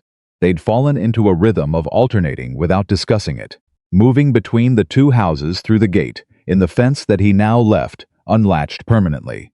Emma had taken to going through it herself when she wanted Lily, which she did with increasing regularity and zero self-consciousness, appearing at Lily's back door with a drawing or a question, or the simple announcement that she was bored and Dad wasn't being interesting. Lily always let her in. Nathan knew this because Emma reported it, and because he could hear them through the fence sometimes on weekend afternoons, Emma's voice bright and carrying, Lily's lower and warmer, the particular sound of a companionship between two people who have found their frequency. He would stand at his back door and listen for a moment. Then he'd go back to whatever he was doing. He didn't know what to call what he felt in those moments. He'd stopped trying. The first real test arrived on a Saturday morning in late March, at 9:42, when Nathan's phone rang and he saw his mother's number on the screen. His mother, Ruth Brooks, was 71 years old, sharp as a tack, and had strong opinions about most things, which she expressed with the particular directness of a woman who had decided in her late 60s that she no longer had time for indirectness. She lived 40 minutes south, in Castle Rock, and she came to see Emma once a month with military precision and homemade baked goods. She was supposed to come today. Nathan had forgotten to mention Lily. "I'm pulling into your neighborhood," Ruth said when he answered. "I'm bringing the apple cake Emma asked for. Also, Nathan, I need you to tell me who the woman is whose car I've seen in your driveway for the last 3 times I've been there. Because Shirley from my church group lives 2 streets over, and she described her to me, and I need to hear it from you directly." Nathan closed his eyes. "Morning, Mom. Don't morning me." "Who is she?" "Her name is Lily. She's my neighbor. We've been spending time together." A pause that contained multitudes. "How much time, Mom?" "Nathan Allen Brooks. I am 71 years old, and I drove 40 minutes in Saturday traffic." "How much time?" "She's here most evenings," he said. "And some mornings." The pause this time was different. Longer, more considered. He could hear his mother processing this with the thoroughness she applied to all significant information. "Does Emma like her?" Ruth said. Emma invited her to her birthday party, which is 3 months away, and has already asked her what color streamers she wants. Another pause. Well, Ruth said, I suppose I should meet her. I was going to tell you. I'm pulling into your driveway, Ruth said. Is she there now? He looked across the kitchen to where Lily was sitting at the table with her second cup of coffee, watching him with the expression of someone who has understood that the call is about her and is waiting for the verdict on how bad it's going to be. Yeah, he said. She's here good, Ruth said and hung up. Nathan lowered the phone, looked at Lily. My mother is in the driveway. Lily set down her coffee. Right now? Right now. Lily stood up, then sat down, then stood up again. Nathan, I'm in yesterday's sweater and I haven't. She doesn't care about the sweater, he said. She's your mother. She absolutely cares about the sweater. The front door opened because Emma had been watching from upstairs and had the situational awareness of a military scout. And she thundered down the stairs, yelling Grandma, and hit the door before Nathan even got to the hallway. Ruth Brooks came in with an apple cake and a look on her face that took in the whole room at once. Nathan, the kitchen, Emma already climbing her like a tree, and Lily standing at the kitchen table in yesterday's sweater, with her hands wrapped around a coffee mug like it was the only stable object in the vicinity. Ruth looked at Lily. Lily looked at Ruth. Nathan stood in the hallway and waited for whatever was about to happen. Ruth said, You must be Lily, I'm Ruth. Nathan's terrible at introductions, so I'll do it myself. How do you take your coffee? Lily blinked. Just black. Good. Complicated coffee orders are a character flaw. Ruth set the cake on the counter and turned to Nathan. Do you have real cream or just that shelf-stable nonsense? Real cream, he said. Then pour me some. She pulled out a chair at the kitchen table, Emma's chair, which Emma immediately reclaimed by sitting on the stool without being asked, and sat down across from Lily with the settling movement of someone who intended to stay. Nathan poured coffee. He poured it for all of them. He did this without being asked because it was easier than standing there. Tell me about yourself, Ruth said to Lily, direct. Not unkind, just direct. Lily looked at Nathan. He gave her nothing because he genuinely had nothing to give her. His mother was going to be his mother, and there was no preparation for that. I work at Mercy Hospital, Lily said, patient services. I've lived next door for about a year. I know where you work, Ruth said.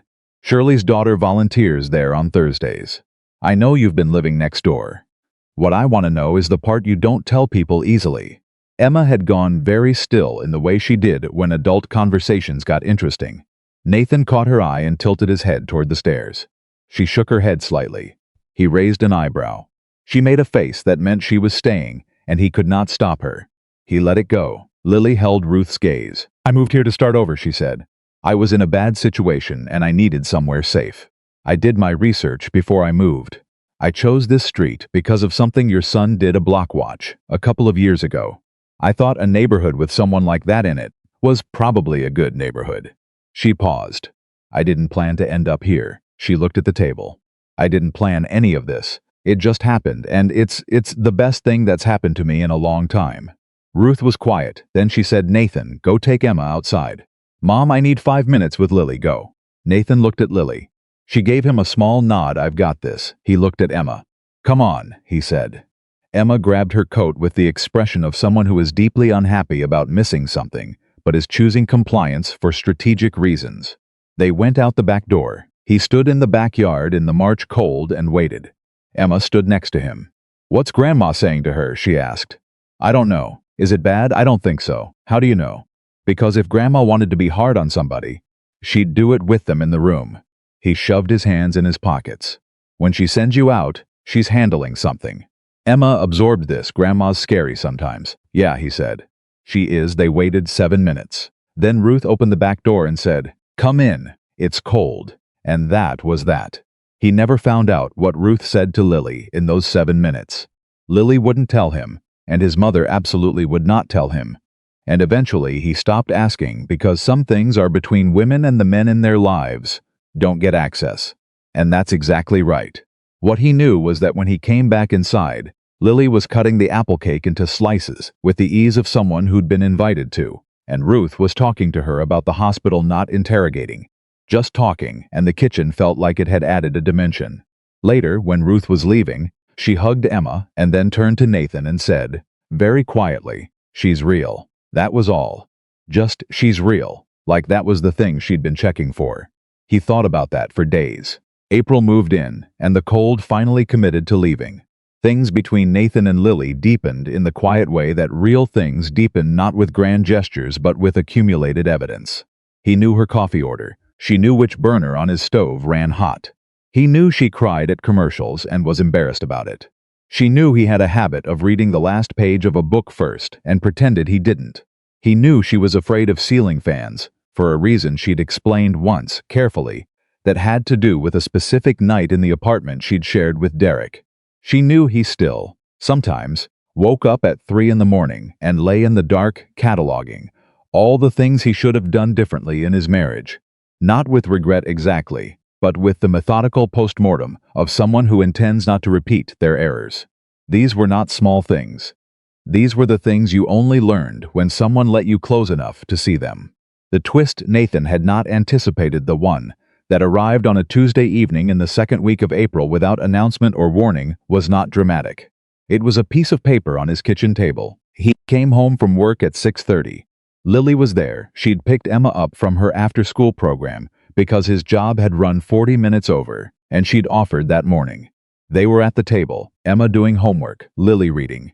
Ordinary. He'd started to walk past the table toward the coffee maker when Emma said, "Dad, there's something on the table." He looked. It was an envelope. His name on the front in handwriting he didn't recognize. No return address. Already opened. Emma must have seen him frown, because she said, quickly, Lily said it was okay to open it because it was already under the door and it wasn't sealed right, and she was worried it was something for the house. He looked at Lily. She had her eyes on the paper, and her expression was careful and controlled in the specific way that told him she already knew what was in it. He picked it up, he read it. It was short, 3 paragraphs. The handwriting was uneven in the way of someone who doesn't write by hand much anymore. He read it twice. Then he set it down. "Derek," he said. Not a question. Lily nodded. Emma looked between them. "Who's Derek?" "Someone from Lily's past," Nathan said. "Go finish your homework upstairs, okay?" Emma's eyes moved carefully around the room. She was 8, and she was his daughter, and she picked up on weather changes the way he did. But she also knew when to listen to him, and she packed her books without argument and went upstairs. Her footsteps reached the top. The door to her room closed. Nathan pulled out a chair and sat. He read the letter a third time. Derek wrote that he was in Phoenix, that he was in therapy, had been for 3 months, that he wasn't writing to ask for anything, that he wrote because his therapist had told him he needed to acknowledge, to the people he'd hurt, that he knew what he'd done, not to be forgiven, not to reopen anything, just to say, "I know. I did it. It was wrong." The last paragraph said, "I know you're happy now. Someone who knew someone told me you seem happy. I'm glad. You deserve to be happy the whole time. I just wasn't capable of letting you be." Nathan put the letter down. He looked at Lily. Her face was doing 10 things at once. He could read about 4 of them clearly: the old fear that never fully left, the anger underneath it, the complicated grief that comes when someone who hurt you admits it, and beneath all of that, something he couldn't name but recognized. "How do you feel?" he asked. She almost laughed. "I don't know." She looked at the letter. "It's everything I wanted him to say for 2.5 years. And now he's saying it, and I feel..." She stopped. "I don't feel better. I thought I would, but I just feel tired." "You said that before," he said. "When the protective order went through." "I know." She looked at her hands. "I think tired is just going to be the feeling for a while. The aftermath feeling." She paused. "Does that bother you?" "Why would it bother me?" "Because I'm still carrying it. The Derek thing. It doesn't just go away because he sent a letter." "I know," he said. "You signed up for someone who has things she's still working through." "Lily," he said. She looked at him. "I'm a man who still runs postmortems on his failed marriage at 3 in the morning, he said. "I'm not exactly traveling light either." She stared at him for a moment. Then the thing that had been held tight in her chest shifted, and she exhaled, and it wasn't quite a laugh, but it was the shape of one. "Okay," she said. "Fair, we put it in a drawer," he said. "The letter. You decide what to do with it later. Not tonight." She nodded. He went to the kitchen, made dinner. Real food pasta again, because they'd never had the frozen pizza argument end any other way. And she set the table and called Emma down, and Emma came thundering back like the 10-minute absence had been days. And they ate dinner, the 3 of them, and the letter stayed in its drawer. And the evening moved on the way evenings do, when the people in them have decided, deliberately, to keep going. The second thing Nathan had not planned for arrived 11 days later on a Sunday, and this one was his. Marcus came over. No six-pack this time. He came over for the specific purpose of saying something he'd been working up to, which Nathan could tell from the way he sat down at the kitchen table with the energy of a man who's rehearsed. Lily was at her own house. Emma was at her mother's for the weekend. It was just the two of them. "I owe you an apology," Marcus said. Nathan raised his eyebrows, not because he disagreed, just because he hadn't expected the directness. "I came at her sideways," Marcus said. "Twice. I took a rumor and I handed it to you like it was evidence, and I let you carry it for weeks without checking my own sources." He put his hands flat on the table. "Kevin Marsh called me back. He said he mixed up the property addresses. The conversation he had with the landlord wasn't about Lily. It was about a different woman, different street. He got confused." Nathan was very still. "The story I told you," Marcus said. "About her researching you specifically, choosing your address. That was wrong. That was a mistake, Nathan." "My mistake." Nathan sat back. He thought about the weeks he'd carried that. The cold stone in his chest. The conversation he'd had with Lily where she'd confirmed that she'd chosen the neighborhood, yes, but not his specific address. She'd found an article. She'd picked a street, not a man. He'd let himself be led partway down a road that wasn't real. "She did choose the neighborhood," Nathan said quietly. "That part was true, I know," she told me. Marcus paused. "I ran into her at the grocery store. I went up to her because I figured you and her, where things are now, I owed her the same apology I'm giving you." He looked at the table. She was gracious about it. More gracious than I deserved. Nathan thought about that. About Lily's particular kind of graciousness. The kind that came not from being a pushover, but from being so practiced at dealing with unkind informations that she'd gotten efficient at releasing it. "What did she say?" Nathan asked. "She said she understood why I was protective of you. She said she'd rather have people around you who ask hard questions than people who just go along." Marcus shook his head slightly. "She said the worst thing Derek ever did wasn't the physical stuff. It was that everyone around him told him he was fine." Nathan said nothing. "She's something," Marcus said. He looked at Nathan directly. "I'm sorry I didn't see it right away." "I didn't see it right away either," Nathan said. "You had better reasons not to." They sat with that. Then Marcus said, "Are you happy?" Nathan thought about the apple cake. About Lily standing in his kitchen knowing his mother was about to walk in yesterday's sweater, holding her coffee mug like a lifeline, and still looking Ruth directly in the eye. About Emma inviting her to a birthday party 3 months in the future, with complete certainty that she'd still be here. About the gate and the fence, that nobody latched anymore. "Yeah," he said, "I'm happy." Marcus nodded once. Satisfied. "Good," he said. "Don't screw it up." "Doing my best," Nathan said. "Do better than your best," Marcus said. "She earned it." Nathan thought about that long after Marcus left. He sat at the kitchen table with the last of his coffee and thought about what it meant that a woman had done her research before moving to his neighborhood and had never, not once, made that his burden to carry. That she'd arrived and done her own work and been exactly what she was and not asked him to hold her history. He thought about how different that was from what he'd expected. He thought about how different she was from what he'd expected. He picked up his phone, texted her. "You talked to Marcus." A minute passed. "Then he found me at the store." He was honest. "I appreciated it." Nathan typed, "You should have told me." Her response came back fast. "It was between him and me. You weren't the one who needed the apology." He stared at that. Typed, "You're not going to make this easy, are you?" Her response, "Easy is overrated. Ask me anything you actually want to know." He looked at his phone for a long moment. Typed, "What do you want, really?" Not the careful answer. The 3 dots appeared, disappeared, appeared again. Took long enough that he started to think she wasn't going to answer. "Then I want to stop waiting for things to fall apart. I want to be somewhere long enough that I stop keeping one eye on the door. I want Emma to know me well enough to be annoyed by me sometimes. I want to cook in a kitchen that has people in it." A pause. "Then I want you to stop looking surprised when I'm still here." He read that 3 times. His chest did the thing it did. He typed, "I'll work on that." Her response, "Good. Now come over." "I made dinner and it's getting cold." He put on his jacket. He went through the gate. It was the last week of April when Nathan fixed the fence. Not replaced it, fixed it. There was a section near the middle that had been leaning since January, 2 posts shifted by the freeze-thaw cycle, the rails pulling loose. He'd been meaning to get to it. He finally got to it on a Saturday morning, working his way down the fence line with a post digger and new hardware, setting things right. Lily came out of her house at 10:30 with 2 coffees and sat on her back step and watched him work. He worked. She watched. They talked in the way of people who are comfortable enough not to need the conversation to be continuous. 10 minutes of talking. 15 minutes of quiet. Another stretch of something that mattered.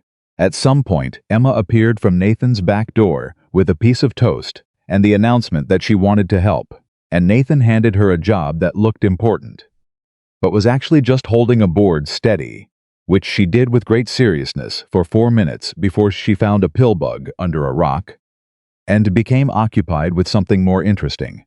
Around 11:30, Nathan stepped back and looked at the fence. Straight, solid, right. And then he did the thing he'd been thinking about since December. He went to the garage. He came back with a gate kit he'd bought 3 weeks ago and never mentioned. He measured the middle section of the fence, the section between the 2 properties, the natural midpoint between the 2 backyards, and he marked it, and he started cutting. Lily came off her step. "What are you doing?" "Putting in a gate," he said. She looked at the marks on the fence. "You're putting in a gate." "A real one," he said. "Latching hardware, hinges, the works. Not just an unlatched section." He kept working. "Something with a handle." She was quiet. "A gate means it's on purpose," he said without looking up. "Not just a fence we stopped maintaining, an actual opening." He paused. "I want it to be on purpose," he heard her breathing. "Nathan," she said, "yeah. That's the least romantic way anyone has ever said something romantic to me." He looked up. She was standing on her side of the fence, arms crossed against the April chill, watching him with that expression, the one he'd catalogued months ago without meaning to, the one that meant she was happy and wasn't sure what to do with it. "I'm not a romantic guy," he said. "I know," she said. "That's not what I said. I said it was the least romantic way. I didn't say it wasn't romantic." He looked at her for a moment. Then he went back to work. Emma had abandoned the pill bug and was watching from the porch, with the expression of someone observing events she intends to report on later in great detail. He installed the gate.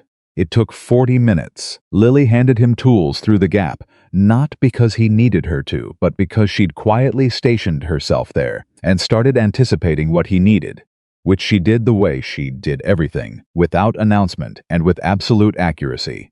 When it was done, he stepped back. He put his hand on the latch, looked at Lily on the other side. He opened it. She stepped through. She stood on his side of the fence in his yard, under a sky that had finally decided to be blue again, and she looked up at him, and he looked at her, and neither of them said anything for a moment. Then Emma, from the porch, said, "About time." They both turned to look at her. Emma was eating a second piece of toast, with the expression of someone who has been patient for a very long time, and is satisfied with how things have turned out. "I'm just saying," she added, "about time." Lily covered her face with one hand.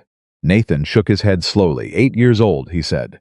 "I've always been perceptive," Emma called back, with the satisfaction of someone who has said this before and is never going to stop saying it.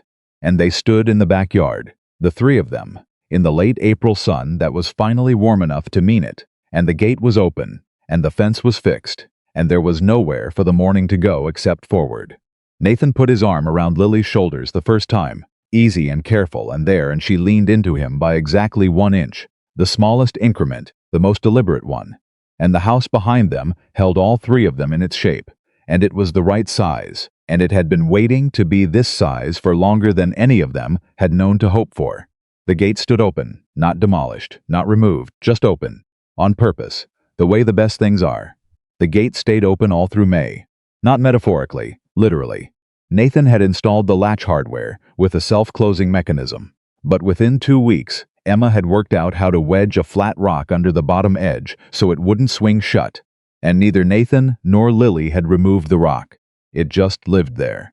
A permanent wedge between 2 properties that had stopped being separate in any way that mattered. The neighbors noticed. Of course they noticed. This was a residential street in suburban Colorado where people paid attention to the small changes in each other's lives, because there wasn't much else to track. Kevin Marsh waved at Nathan from across the street one Saturday and gave him a thumbs up that Nathan pretended not to understand. The woman 3 houses down, who walked her retriever every morning, had started timing her walk to go past when she knew all 3 of them would be in the front yard. which they were most weekend mornings now, and she smiled with the particular warmth of someone who has decided something is good and wants to register that opinion. Lily noticed the neighbors noticing. She mentioned it one morning at breakfast, not anxious exactly, but alert. She had a finely calibrated sensor for other people's perceptions of her years, of being looked at and evaluated, had built that sensor, and it didn't switch off just because the context changed. "Does it bother you?" Nathan asked. "People seeing." She thought about it, really thought about it, which was what she did. "It used to," she said. "Being visible felt dangerous. Like if people could see you, they could judge you, and their judgment could be used." She turned her coffee cup slowly. "But this is different. They're not looking at me the way I'm used to being looked at." "How are they looking at you?" She looked at him across the table. "Like I belong here," she said, quiet, like it still surprised her. Emma, who was eating cereal and pretending not to listen, said, without looking up, "Because you do." Lily pressed her lips together. Nathan looked at his daughter and felt the specific overwhelming thing he always felt when she got it exactly right. "Finish your cereal," he said. His voice was not entirely steady. Emma finished her cereal. The first real complication of May arrived on a Wednesday when Lily came through the gate at 6:15, looking like she'd had the kind of day that leaves marks. Nathan could read it immediately. She had a tell she didn't know about the way she held her shoulders when something was wrong, was different from how she held them on ordinary days. A specific tightness at the base of her neck, and her jaw was doing the controlled thing, the held-together thing. He was at the stove. He turned the heat down. "What happened?" She put her bag in the chair, sat. "My supervisor called me in today." He waited. "There's a position opening. Patient experience coordinator. It's a promotion, more responsibility, different hours, more pay." She looked at her hands. "She recommended me specifically. Said I was the strongest candidate." "That sounds like good news," he said carefully. "The position is at their hospital in Fort Collins," she said. Fort Collins was 90 minutes north. The kitchen went quiet. He turned the burner off completely. Gave her his full attention. "When do you have to decide?" 2 weeks, she looked up. "I haven't told you about it, because I found out last week, and I've been trying to figure out how to say it." "A week," he said. "I know, Lily." He kept his voice level. "You've been sitting on this for a week." "Because I didn't know how to have this conversation," she said. Her voice had an edge to it, not at him, at herself. "Because every time I tried to figure out what I wanted, it got complicated by what I thought you needed to hear. And I don't want to do that anymore. I don't want to edit myself for what I think someone needs from me." She stopped. "But I also don't want to make a decision about my career without talking to you. And I don't know how to hold both of those things at the same time." He sat down across from her. "What do you want?" he said. "Forget me. Forget the street and the house and the gate. What does Lily Harper want?" She looked at him with those eyes that were always doing something complicated. "I want the job," she said. "I'm good at what I do and I want to do more of it, and this is the right next step." "Then take it," he said. She stared. "Nathan, it's 90 minutes away. I know how far Fort Collins is. We'd have to, everything would change. How we do this, logistically. I know how logistics work," he said. "Lily, take the job." She searched his face, looking for the thing underneath the resentment, the withdrawal, the quiet punishment she'd learned to watch for. "Don't do that," he said quietly. She blinked. "Don't look for the thing I'm not saying," he said. "I'm saying take the job. That's the whole thing. There's no underneath." Her jaw tightened. "I want to believe that. I know you do," he said. "Believe it anyway. Work backwards from believing it, and see what happens." She was quiet for a long moment. "Then what if it's too much distance? What if the logistics are too hard and then we figure it out," he said. "Like two adults who have both dealt with hard things before. You make it sound simple. It's not simple," he said. "But hard isn't the same as wrong." He held her gaze. "You've spent 2.5 years with someone who made you smaller to keep you close. I'm not going to make you pass up a promotion to keep you 90 minutes away." The bright came back into her eyes, fast. She blinked it down fast. "I hate when you do that," she said, her voice unsteady. "Do what?" "Say exactly the right thing in exactly that voice." She pressed the back of her hand against her eyes. "It makes it very hard to stay defended." "Good," he said. "Stop being defended," she laughed, wet and real and sudden. "You are the strangest man. You've said that before." "I'll keep saying it." She took a breath, steadied. Okay, I'm going to take the job." "Good," he said. "And we're going to figure out the logistics." "Yes, we are. And it might be hard. It definitely will be." She looked at him. "You're not scared." "I didn't say that," he said. "I'm scared. I just decided it doesn't get a vote." She held his eyes for a moment, then nodded once. The decisive kind. He got up and turned the stove back on. And they had dinner. And Emma came downstairs and inserted herself between them at the counter and demanded to know why she could smell something good. And nobody had come to get her. And the kitchen filled up again.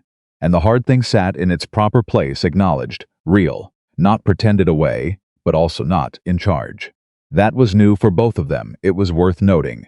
Emma found out about Fort Collins on a Thursday. Nathan told her himself, straight, the way he did all the hard things with her, sitting at the kitchen table with nothing else going on. No distractions. Just the two of them and the truth. She listened. She didn't interrupt. She had her hands flat on the table, which was the posture she took when she was concentrating. When he finished, she said, "Is she coming back?" "She'll be here on weekends," he said. "And we'll go up there sometimes. It's not gone, Em. It's different." Emma was quiet. She looked at the table. "I don't want different," she said. "Very small, I know." "Things were good," she said. "Things were finally good, and now." "Things are still good," he said. "This is part of good. Good isn't just when nothing changes. Good is when you can handle changes and still be okay." She looked up at him. Her eyes were wet. "Are you going to be okay?" The question landed on him in a way he hadn't expected. His daughter, 8 years old, asking him if he was going to be okay. Because she'd been watching him for a year and a half before Lily, and she knew exactly what he'd looked like. "Yeah," he said. "I'm going to be okay, because she's coming back." And because he stopped. "Because this time it's different, Em. She's not leaving, she's just going somewhere." Emma processed this. "There's a difference," she said. Not a question. Testing the distinction. "There's a huge difference," he said. She wiped her eyes with the back of her hand, fast angry at them. "She better call me," Emma said. "Like actually call. Not just talk to you. Tell her that yourself, I will." Emma sniffed. Straightened. Made the decision the way she made decisions, visible, deliberate, complete. "Okay," she said. "Okay, fine. Okay, fine means..." "It means okay, fine," Emma said. "Don't make me say more than that." He didn't make her say more than that. Lily's last day in the house next door was a Friday in late May. She didn't move far. She'd found an apartment in Fort Collins that was hers, small and clean and new, a thing she'd chosen entirely by herself for the first time in her adult life. She said that when she signed the lease, she'd sat in the empty apartment for 20 minutes just to feel what it was like to be, in a space that was completely, without compromise, hers. She'd cried. She'd texted Nathan about it immediately. He'd texted back, "Good, you earned that." The moving truck came Friday morning. This time she had helped Nathan and Marcus, who had shown up at 7 in the morning with coffee and the quiet competence of men who knew how to move things and didn't need to make a production of it. Emma was at school, which was by design, because Nathan had made that call deliberately. Emma's goodbye needed to be its own thing, not mixed up with boxes and logistics. Marcus worked hard and said little, and at one point Nathan caught him looking at Lily with an expression that was something like respect.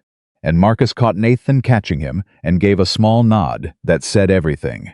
By 2 in the afternoon, the truck was loaded. Lily stood in her empty house, the house that had been her first safe place, her carefully chosen landing spot, the house she'd moved into with one suitcase and a lot of fear, and had slowly made into something that looked like stability, and she stood in the middle of the empty living room, and Nathan stood in the doorway, and neither of them said anything for a moment. "It's smaller when it's empty," she said. "They always are," he said.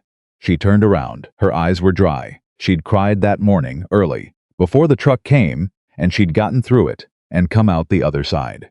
"I'm scared," she said. "I know, not of you," she said quickly. "Not of us. I'm scared of being good at something, of taking up space, of being the person who gets the promotion and the life." She stopped. "I've spent so long being careful not to want too much that actually having things feels like it's going to get taken away." He crossed the room. He stopped in front of her. He put both hands on her face, careful, deliberate, the way he did everything, and he looked at her directly. "Listen to me," he said. She looked at him. "You are going to be extraordinary at this job," he said. "You have been doing the hard work for years without the title or the pay, and now you're getting both. That is not too much. That is exactly right." His thumbs moved slightly against her cheeks. "And I will be here. Emma will be here. The gate will be open. You are not trading one life for another. You are adding." Her eyes filled. Stop looking for the catch, he said softly. There isn't one. She pressed her hands over his, holding them against her face. Closed her eyes, took one long breath. Okay, she said. Okay, he said. He held her like that for another moment. Then she stepped back, straightened, looked around the empty room one more time. Ready, she said. They locked the door. They drove to Fort Collins together, Nathan's truck following the moving truck, 2 hours north. The mountains growing, and the sky doing what Colorado skies do when they decide to show off. She rode with him because she'd asked and he'd said yes, and it had been that simple. They talked and didn't talk in equal measure. He had the radio low. She had her feet up on the dashboard, something she'd stopped asking permission for weeks ago, which was its own kind of milestone. The mountains were on the left. The highway was straight and long. At one point she said, Nathan, yeah, if this gets hard. When, he said, when it gets hard. She turned to look at him. When it gets hard. Are we going to be honest with each other about it? Are we going to say the thing instead of letting it sit? He thought about what it had cost him to not say things in his first marriage. The slow erosion of two people who'd stopped finding the words. Yeah, he said, that's the deal. We say the thing. She turned back to the road. Good, she said. That's the part I need. I know, he said. I know that's the part you need. She reached over and put her hand on his forearm, resting it there, warm and easy, and left it there for the rest of the drive. He stayed and helped her set up the apartment. They ordered food. He put the bookshelf together wrong the first time and had to take apart and start over. And she stood in the doorway, eating pad thai from a container and watching him with the expression of someone who is storing this away. What, he said. Nothing, she said. You just look annoyed. I like that you let yourself look annoyed. I built it wrong. I know, you're still here fixing it. He looked at her. Then back at the shelf. Some things need fixing more than once, he said. That doesn't mean you stop. She set the container down, came and sat on the floor next to him, cross-legged, and handed him the right bracket without being asked.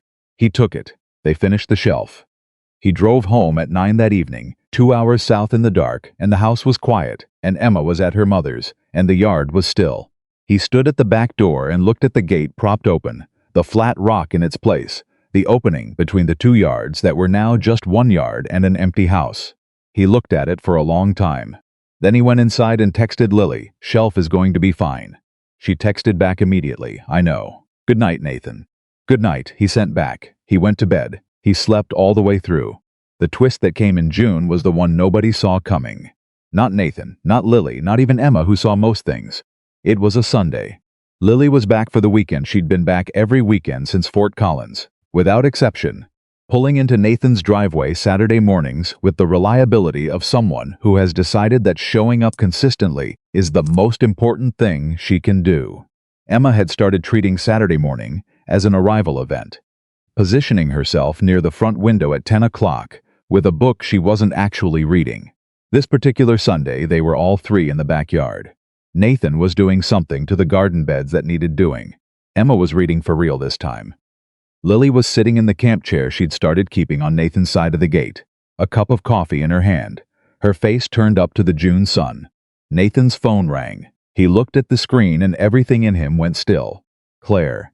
Claire called on scheduled Tuesdays to coordinate Emma's week and the first Sunday of each month for a longer check-in. This was the second Sunday. This was off schedule. He answered, "Claire, everything okay?" A pause. Yeah, I'm fine. Just another pause. Longer. "I need to tell you something. Before you hear it somewhere else." He straightened up. His whole body had the posture of a man bracing. "Tell me."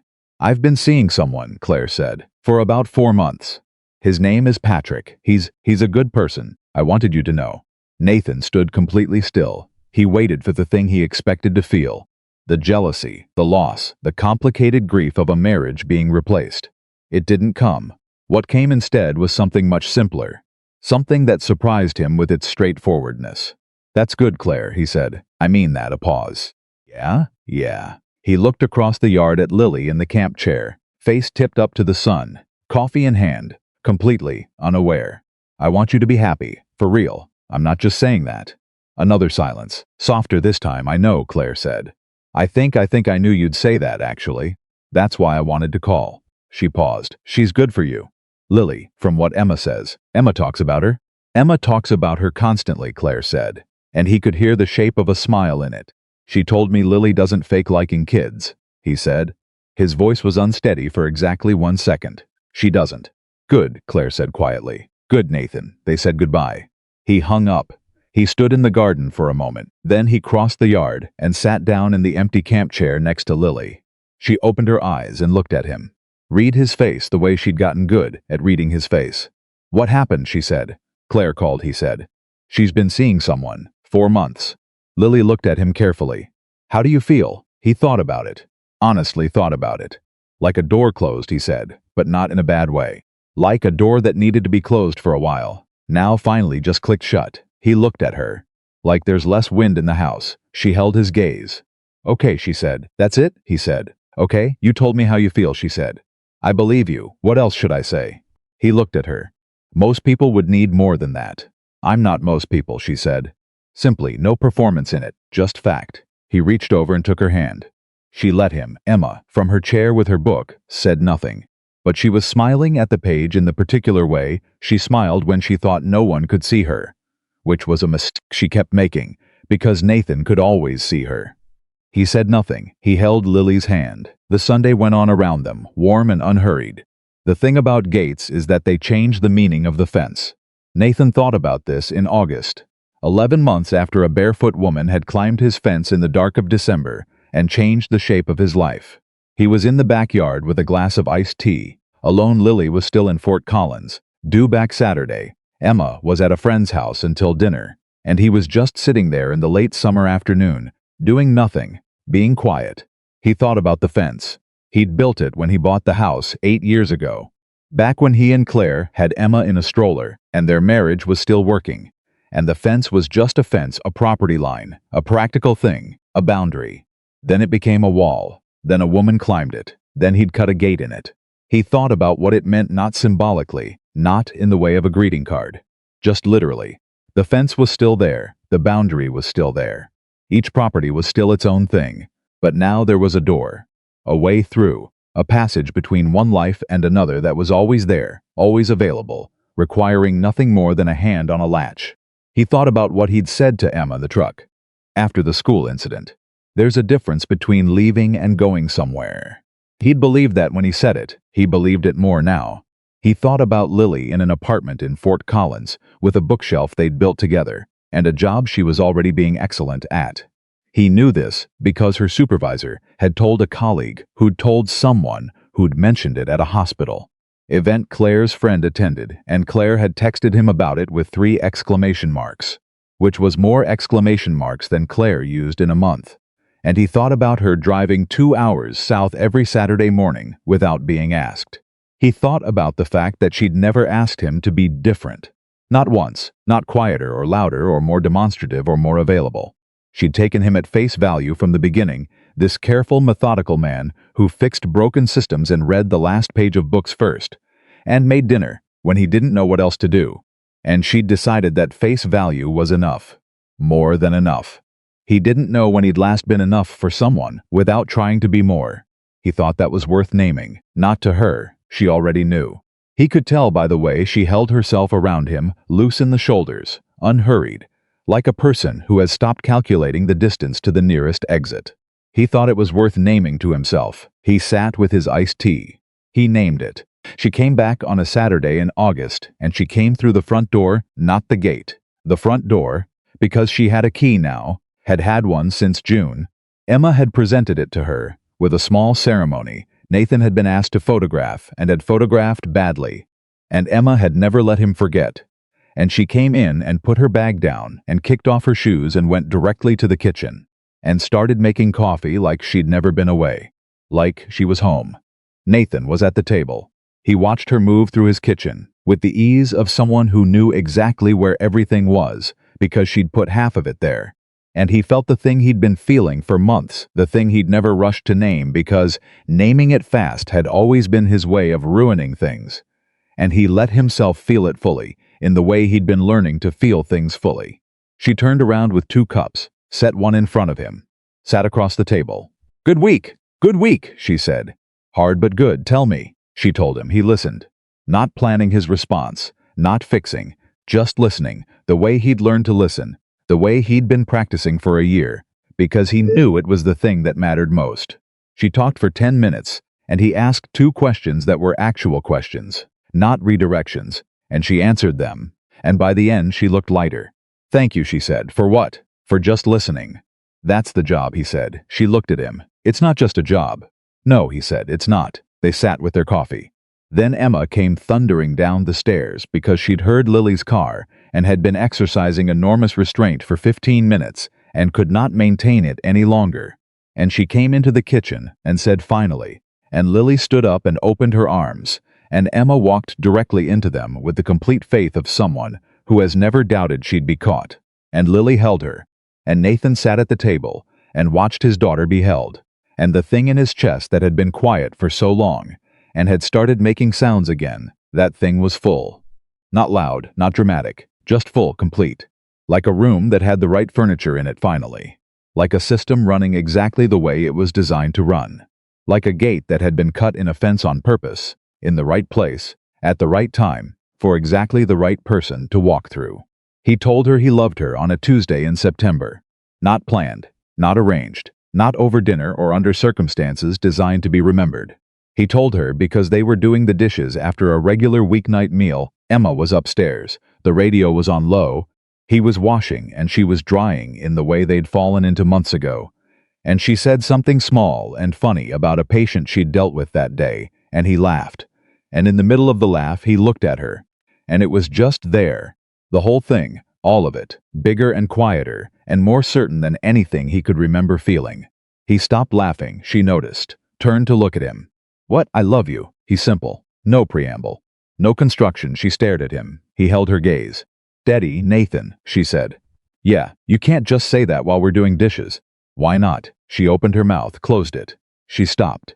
Her eyes had gone bright. Because that's when real things happen. Not in the romantic moments, just in the middle of regular life. "Yeah," he said. "Exactly." She put down the dish she was drying. She crossed the foot of space between them. She put both hands on his chest flat, like she was checking if he was real. He was real. "I love you too," she said. "I have for a while. I just didn't know if it was mine to say yet." "It's yours to say," he said. "It's been yours for a while." She looked at him for a long moment. Then she leaned her forehead against his chest. Just that small particular weight of her. And he put his arms around her, and they stood in the kitchen with the radio playing, and the dishes half done, and the house fully, completely, unreservedly alive around them. Upstairs, Emma's door opened. "Are you guys being gross?" she called down. "Yes," Nathan said. "Good," Emma called back. Her door closed. Lily laughed against his chest. He held on, and that was it. That was the whole of it. A man who had stopped expecting anything, and a woman who had learned to expect only pain, standing in a kitchen that had been quiet too long, finally making enough noise to fill it. The fence was still there. The gate was still open. The rock was still wedged underneath it, exactly where Emma had put it. None of them had moved it. None of them ever would. Because some doors, once opened by the right hands, in the right moment, for the right reasons, are not meant to be closed again. They are meant to stay exactly where they are, open, on purpose, for good.